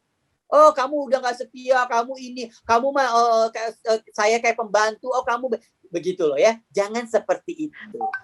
Ya, berarti jangan sampai laki-laki hanya ini ya Pak. Maksudnya saya kerjanya cuma nyari nafkah. Udah yang lain Iya. Jangan, itu sudah konsep yang salah. Itu konsep yang salah. Kembali lagi, nah inilah teman-teman fungsinya bahwa para laki-laki harus belajar lagi membaca sirah Nabi. Coba. Ya, membaca sirah Nabi ya teman-teman ya, bagaimana Nabi berkeluarga untuk memperlakukan kepada istri-istrinya gitu loh. Oke, baik Pak. Tadi melanjutkan pertanyaan yang dari Ridwan Maulana, apakah ada hak-hak dan kewajiban khusus, aturan khusus dari syariat agama dalam mengatur rumah tangga? Sebetulnya begini. Sekarang kan masih suka atau masih jauh terapkan, ya? Ya. Bagaimana Pak? Jadi gini teman-teman, kalau Mas Ridwan nanyain apakah ada aturannya dan sebagainya, kembali lagi kita yang paling contoh yang paling baik adalah Nabi. Jadi kata kuncinya adalah bagaimana Anda melihat rumah tangga Rasulullah. Itu yang paling jadi referensinya itu. Ya, yang paling menjadi referensinya itu Rasulullah. Subhanallah kalau kita lihat Rasulullah ya. Sangat kecil sekali, mau menjahit bajunya loh, melihat Aisyah lagi sibuk, melihat Khadijah lagi sibuk, Rasulullah menjahit pakaiannya sendiri. Itu hal-hal yang kecil gitu loh. Enggak, jangan yang panjang-panjang syariatnya, laki-laki harus begini, perempuan harus begini gitu loh ya. Makanya sebelum menikah bacalah bagaimana rumah tangga Rasulullah. Subhanallah banget ya Pak. Ya. Jadi kata kuncinya ya Mas Ridwan ya. Kata kuncinya adalah bagaimana kita sebelum menikah masuk ke rumah tangga itu membaca bagaimana rumah tangga Rasulullah. Itu saja kuncinya. Terusnya untuk menjadi seperti Rasulullah itu kan jauh banget gitu loh ya, jauh banget ya. Kayaknya kita nggak bisa mengikutinya, tetapi dari hal-hal yang kecil, membantu istri menyuci, membantu istri memasak, membantu istri mengantarkan ke pasar dan sebagainya dan sebagainya. Oke, Gitu, berarti dari ya. Rasulullah sebagai suri tauladan ya Pak. Nah, itu ya. Baik. Nah, oke, terakhir nih Pak, mungkin dari Ibu Yana dulu nih, Iya. yang mungkin akan sensitif tentang broken home dari perceraian, bisa nggak Bu memberi saran bagaimana cara melindungi keluarga agar tidak terjadi broken home seperti ini, agar keluarga bisa selalu harmonis dalam keadaan apapun. Silakan Ibu Rusiana terlebih dahulu, Bu. Oh iya, silakan Mbak Yana. Yang pertama, menurut saya adalah meningkatkan iman dan takwa, gitu. Jadi lebih kepada ingat lagi tujuannya apa? Tujuannya apa sih, gitu? Komitmen kita dalam pernikahan itu yang pertama, gitu. Terus yang kedua, dalam proses itu menjaga komunikasi, gitu. Menjaga komunikasi, karena ini sharing saya pribadi adalah salah satu penyebab terbesar dan alasan terbesar saya dalam hal perceraian ini adalah komunikasi, gitu. Jadi memang saya sudah berusaha berusaha untuk menciptakan suasana rumah tuh dan komunikasi dengan pasangan waktu itu sesampai mungkin, gitu. Tapi sudah dengan kondisi seperti itu aja saya masih bisa lost, gitu kan. Apalagi yang tidak ada komunikasi yang kondusif, gitu.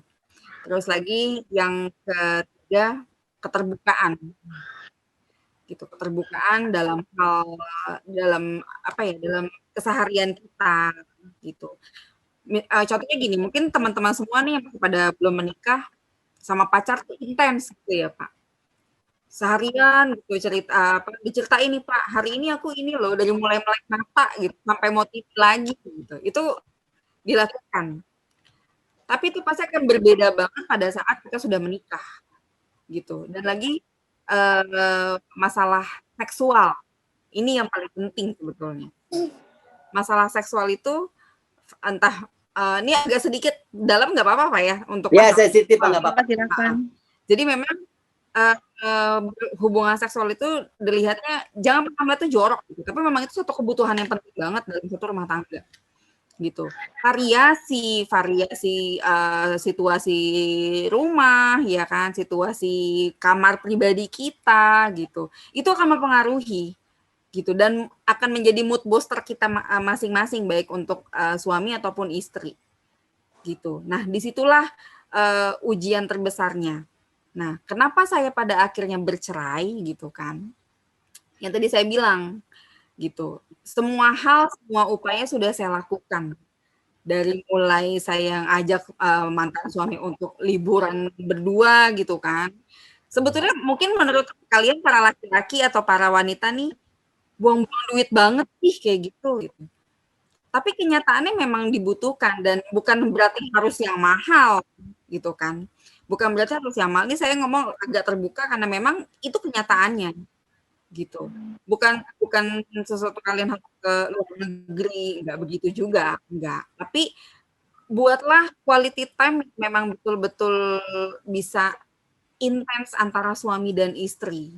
Itu diperlukan banget, gitu. Nah, itu yang dulu saya sudah lakukan, tapi ternyata itu sudah saya lakukan aja masih bisa lost, gitu kan, apalagi yang tidak dilakukan. Terus lagi pertama, penampilan perempuan nih khususnya. Jangan di luar cantik, di rumah mohon maaf dasteran, ya kan?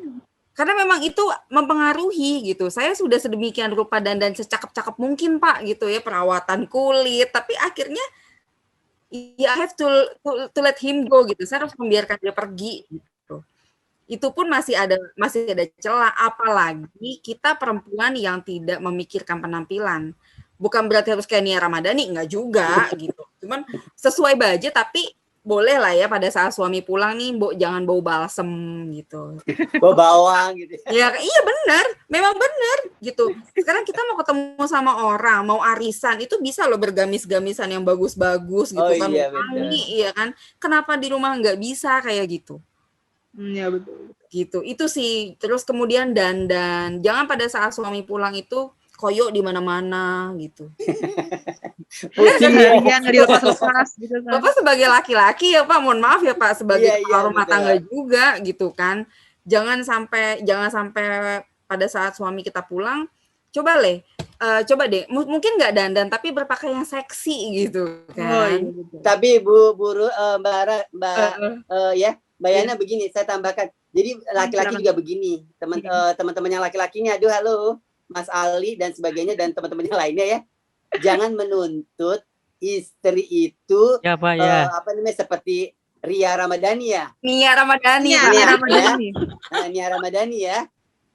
Jangan menuntut seperti itu ya. Betul. Tapi Anda sendiri ngasih duitnya berapa? Ah, itu betul tuh Pak. Ya, tapi nggak sih pada dasarnya wanita itu naluri, dia ingin cantik di depan pasangannya. Betul.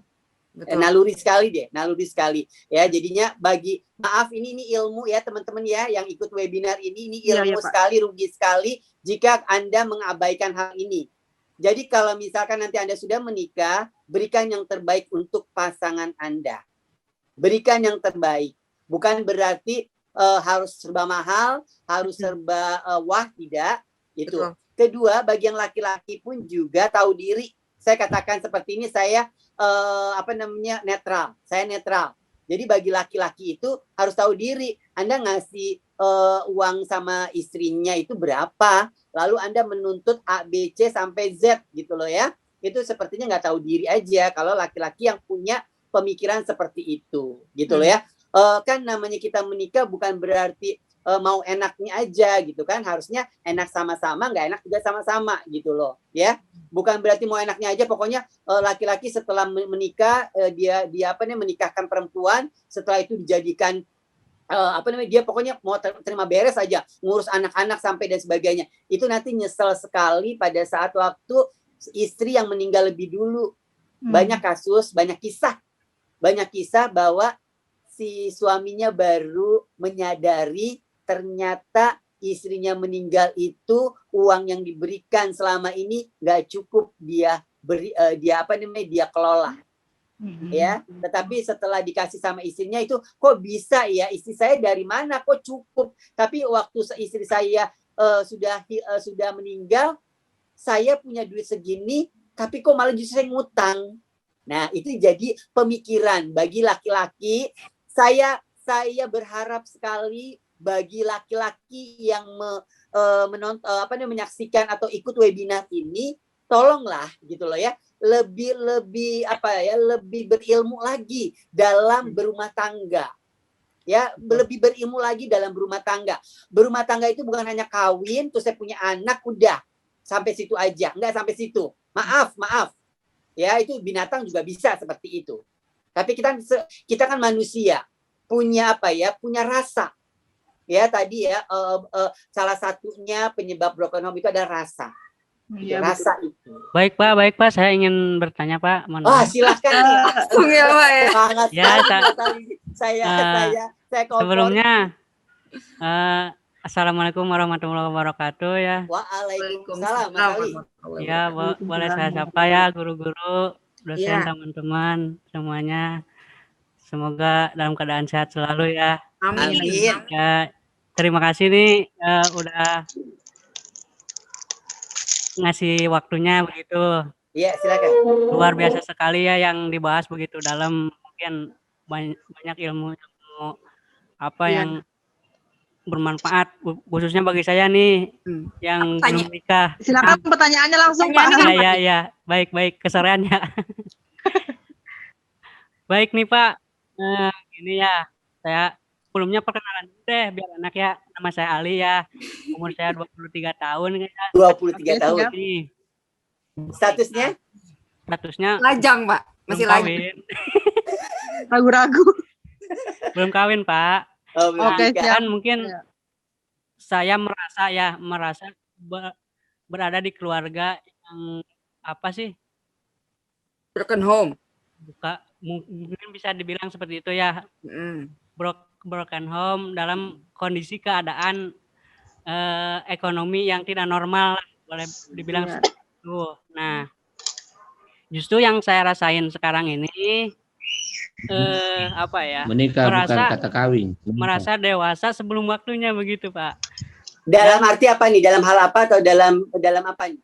Dalam hal semuanya seperti di pendidikan, ekonomi begitu, Pak ya. Merasa dewasa sebelum waktunya ya. Yang saya rasakan sekarang ini apa ya? Banyak tuntutan kali ya, Pak ya. Apa jadi tulang punggung keluarga gitu kali ya? Iya, salah satunya mungkin seperti itu ya. Yang saya rasain sekarang itu ya, khususnya ya kan saya di sini mencari solusi, Pak ya. Khususnya mungkin Bapak mungkin bisa sekalian cari jodoh nih, banyak para gadis-gadis di sini. Iya kan? Ya, yang saya rasakan itu, Pak, apa sih saya tidak ada dukungan bagaimana gitu, gitu? Pak ya. Bagaimana? Tidak ada dukungan, mungkin jauh dari keluarga juga ya kan, saya merantau. Ya, alhamdulillah saya berada di lingkungan pendidikan. Alhamdulillah. Nah, mungkin yang saya merasakan ini motivasi ya yang dibutuhkan berarti ya. Iya, mungkin motivasi, saran juga ya. Saya hampir nggak percaya sih yang namanya cinta begitu, Pak. Yang namanya cinta, apa kasih sayang gitu ya, Pak ya. Sensitif nih, Pak, berarti, Pak. Nih korban broken home masuk dalam kategori sensitif ya, Pak ya. Ya, saya apa sih hampir kagak ada dukungan lah, boleh dibilang seperti itu sih, Pak. Saya kagak ada yang support lah, intinya begitu. Mungkin Bapak mungkin mengalami di kondisi saya seperti sekarang begitu, Pak. Mungkin gimana untuk saya menyikapinya begitu, Pak. Caranya, Pak. Baik, berarti Pak Ali ini ya menginginkan motivasi nih, Pak. Iya. Iya, Mas Ali. Kita kadang suka gini. 23 tahun saya kok nggak ada yang lirik saya, ya, nggak ada yang sayang sama saya gitu. Saya nggak tahu tuh yang namanya cinta seperti apa sih rasanya cinta dan sebagainya. Ya, Mas Ali, saya menikah usia 27 tahun. Ya, saya menikah pada usia 27. Berarti Anda masih ada waktu 4 tahun nih. Iya, Pak. Ya kalau jodohnya sama kayak Bapak. Kalau lebih. Ya, saya usia 27 tahun saya menikah, ya. Jadi saya waktu itu pun juga secara psikologis apa sih itu cinta? Terus gimana sih rasanya? Sebetulnya manusia tadi fitrahnya bahwa setelah laki-laki dan perempuan sudah mulai akil balik, dia sudah mulai rasa tertarik. Adakah Mas Ali itu punya perasaan itu nggak? Ada nggak, Mas Ali? Ada lah, Pak. Mungkin saya lebih ada, tapi mungkin saya lebih agak kurang pede lah, Pak lah. Gitu. Oh. Kurang pendek. Enggak, alhamdulillah ya. Alhamdulillah teman-teman Mas Ali itu alhamdulillah punya rasa dengan lawan jenis. Lebih bahaya kalau nggak punya. Masih normal, Pak.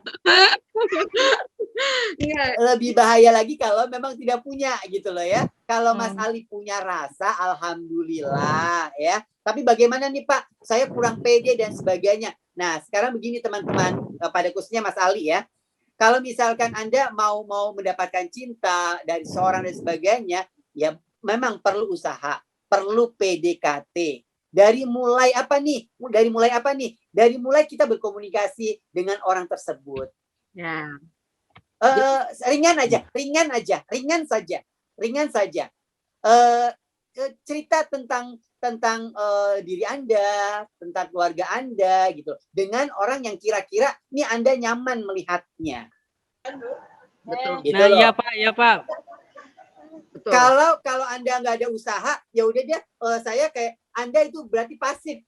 Sifat perempuan itu adalah menunggu. Nah, betul sekali, Pak. Nah, kalau laki-laki harusnya lebih agresif. Mohon maaf nih Pak nih, saya sambung ya Pak ya. Iya. Mungkin saya untuk menceritakan diri saya sendiri ya ke orang-orang yang membuat saya nyaman. Justru saya kebingungan orang-orang itu yang nyaman itu seperti apa gitu, yang seperti gimana. Gimana saya mau ceritain diri saya sendiri seolah-olah diri saya kagak penting begitu Pak, buat mereka takutnya menjadi beban. Gini Pak, mungkin kalau Ya sebentar, oke, silakan Mbak Yana, bantu Mbak Yana. Ini ya mungkin boleh bantu Mbak Jama. Lebih kepada insecure ya. Ini kayaknya lebih kepada insecure diri Pak. Jadi gini Mas Ali, saya pernah mengalami hal yang sama seperti Mas Ali. Cuma bedanya saya adalah pelaku rumah tangga, kalau Mas Ali adalah korban gitu. Dan memang perasaan insecure tuh apa sih? Merasa bersalah, merasa nggak berguna, merasa useless gitu. Kayak gue hidup nggak ada gunanya banget deh. Buat apa sih gue hidup lagi? Toh gue udah hancur gitu. Nah, hal yang ingin saya sampaikan ke Mas Ali adalah buang jauh-jauh rasa insecure itu, gitu. Karena dan yakin banget saya yakinnya pada saat kita merasa kita udah nggak layak buat orang lain, Allah tuh pasti akan memberikan salah satu orang nih untuk didekatkan ke kita, dan kita tuh nggak nyangka dari arah mana gitu. Jadi lebih kepada Mas Alinya terus mempersiapkan diri, hilangkan rasa insecure, ya, kemudian tinggikan rasa bersyukur sama Allah, ya, itu yang lebih rasa bersyukur itu betul-betul ditinggikan, bersyukur karena masih bisa dikasih kesehatan, kehidupan, lingkungan yang baik, gitu, masih bisa berkomunikasi, itu dulu, gitu, karena memang kalau udah masalah insecure itu udah susah banget, udah hal yang paling sulit untuk dikontrol gitu Pak. Nah waktu itu saya merasa kayaknya gue udah nggak pantas nih, dan saya berpikir nggak bakalan mau lagi untuk berumah tangga. Gitu. Ini Mas Ali. Jadi Mas Ali bisa punya motivasi. Tapi ternyata Allah punya rencana lain buat saya. Gitu. Allah kirimkan seseorang gitu kan ke hidup saya, dan saya nggak nyangka gitu. Kenapa harus dia? Itu yang jadi masih pertanyaan sampai sekarang. Gitu. Dan itu butuh proses ternyata. Butuh proses dan nggak sebentar. Hati saya keras banget. Karena memang karena saya pernah gagal dalam rumah tangga, ditambah dengan rasa insecure, itu tuh keras banget gitu. Saya betul-betul menolak sebagaimana caranya. Tapi kan ternyata Allah tuh masih, yang tadi Pak Reno bilang, wanita diciptakan dengan perasaan rahim ya Pak ya, penyayang gitu. Jadi kerasnya hati wanita pada saat Mas Ali mendekati ya seorang wanita, gunakan cara yang tepat gitu. Karena memang itu wanita tuh pengen dihantamnya di hatinya. Asik. Gitu. Memang benar. Iya, jadi Mas Ali agak lebih agresif lagi ya. Mas Ali agak lebih agresif lagi. Perempuan itu kelihatannya sih jinak-jinak merpati. Ya. Jadi Mas Ali itu lebih saya kasih motivasi, Mas Ali itu lebih agresif lagi. Dan kalau misalkan Mas Ali nungguin perempuan datang, itu kayaknya terbalik. Betul. Gitu. Itu terbalik Mas Ali. Biasanya perempuan yang nunggu gitu lah, nunggu ditembak laki-laki gitu kan. Tapi itu harusnya Mas Ali. Aduh saya nggak percaya diri nih sama cewek yang ini. Kan kita kan juga bisa mengukur diri ya. Kita bisa mengukur diri Mas Ali. Kelihatannya ini tipikalnya dia terlalu tinggi. Oh kelihatannya dia tuh, oh iya nih dia tipe saya dan sebagainya. Jadi jangan berkecil hati Mas Ali. Coba dulu komunikasi dulu dengan orang yang Anda ya tadi ada rasa, ada feel ya. Nanti Anda akan menemukan arti cinta. Anda mungkin terlalu lebay ya, tidak saya tidak tahu yang namanya cinta seperti apa. Kalau sudah kenal cinta, waduh, itu semuanya hancur Mas Ali. Baik Pak. Nanti kalau udah gak kuat, lambaikan tangan Mas Ali ya. Baik Bu, jadi begini Bu, yang dimaksudkan saya cinta dan kasih sayang itu mungkin nggak harus selalu pasangan kan ya Bu ya. Mungkin dari keluarga juga, dari guru-guru juga begitu ya. Yang saya misalkan saya pengen curhat, pengen minta masukan, takutnya saya tuh salah orang, bukan orang yang tepat gitu, maksudnya begitu Pak Cahyono sama Bu gitu. Tempat yang tepat untuk curhat itu menurut saya cuma satu. Iya, Allah. Iya. Ya, betul. Karena pada saat kita sudah curhat sama Allah, Allah akan memberikan perantara buat kita. Iya, betul. Gitu. Oke, Jadi nggak Begitu juga jodoh ya. Iya, Mbak betul. Yana, begitu juga jodoh ya Mbak Yana ya. Betul. Saya belum terlalu fokus sih sama jodoh, Bu. Ais. Nah, satu lagi. Oke, nggak apa-apa. Mas Iya. Ali fokus aja kuliah ya. Fokus kuliah dulu ya, Mas Ali Nanti ya. akan ngikutin kok. Nanti nunggu Nanti akan 27 ngikutin, tahun, 4 jodoh tahun akan lagi, ngikutin. Mas Ali. Iya. Ya. Ya, itu Oke, itu baik. nanti. 4 tahun lagi masih ini kok, masih standby kok. Ya, Mas Ali, Oke, baik. motivasinya adalah tadi curhat kepada Allah, nanti ada perantara. Kedua juga jadi laki-laki harus lebih agresif. Ya. Gitu. Beneran ya, Mas Ali ya? laki-laki, iya, memang laki-laki diciptakan untuk lebih agresif dibandingkan perempuan. Perempuan sifatnya itu menerima. Betul. Iya, betul.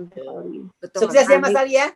Bunganya Apa sih? kalau bisa jangan bunga mawar kali ya, bunga bang gitu. Betul. Saya sih kalau soal cinta, Pak, cukup apa sih profesional lah, cukup apa biasa. Ya, oke. Baik, yang penting motivasinya tadi sepertinya Mas Ali bersyukur selalu, terus juga bisa menilai lawan bicaranya atau yang ingin Mas Ali guide untuk menjadi pasangan. Lalu yang penting berdoa kepada Allah untuk diberikan yang terbaik ya Mas Ali ya. Terima kasih. Iya. Baik, terima kasih semuanya. Manusianya berusaha ya. Tuh. Iya, betul. Dan Mas Ali kan udah nggak sendiri sekarang, udah ada grup webinar ya kan. Jadi bisa sharing di situ ya. Oke, baik. Jadi kesimpulannya hari ini supaya keluarga tidak terjadi broken home itu yang pertama kerjasama antara ibu dan ayah ya. Ya. Lalu Iya, kedua betul. kasih yang baik yang selalu terjaga bagaimanapun dan kapanpun keadaannya. Lalu juga memberikan kasih sayang sepenuhnya kepada anak agar anak tidak mencari kenyamanan di tempat yang salah. Betul. Baik, Betul alhamdulillah sekali. kita sudah berada di penghujung acara. Saya ucapkan terima kasih banyak kepada Bapak Caryono yang telah memberikan kita ilmu. Sama-sama. Terima kasih Pak. Videonya nyalain dulu dong, kita foto. Iya. Ya, terima kasih juga Ibu Iya, Yana foto dulu yuk. yang telah berbagi pengalaman. Terima kasih Bu. Oke, foto dulu ya. Ini videonya bisa di-on-kan dulu semuanya. Nanti mau dibuatkan bingkai-bingkai untuk dokumentasi. Yuk. Foto ya. Betul. 1, Tunggu dulu, 2. ini semua nyala dulu. On cam, on cam. Yuk. Mas Pram, on cam. Oke, yuk. 1, 2, 3. Oke, ini ada slide satu lagi. Ada 2 slide ya ini ya. Tetap senyum ya. Satu lagi ya. 1, 2, 3. Oke. Oke, alhamdulillah. Terima kasih kepada para kru DKW juga yang telah membantu untuk menyukseskan acara. Terima kasih pula kepada khususnya para peserta webinar. Nantikan seminar kami selanjutnya yang akan membahas topik lebih menarik ya. Terima kasih untuk semuanya. Saya Rifkiatun pamit undur diri. Wassalamualaikum warahmatullahi wabarakatuh. Waalaikumsalam warahmatullahi wabarakatuh. Terima kasih.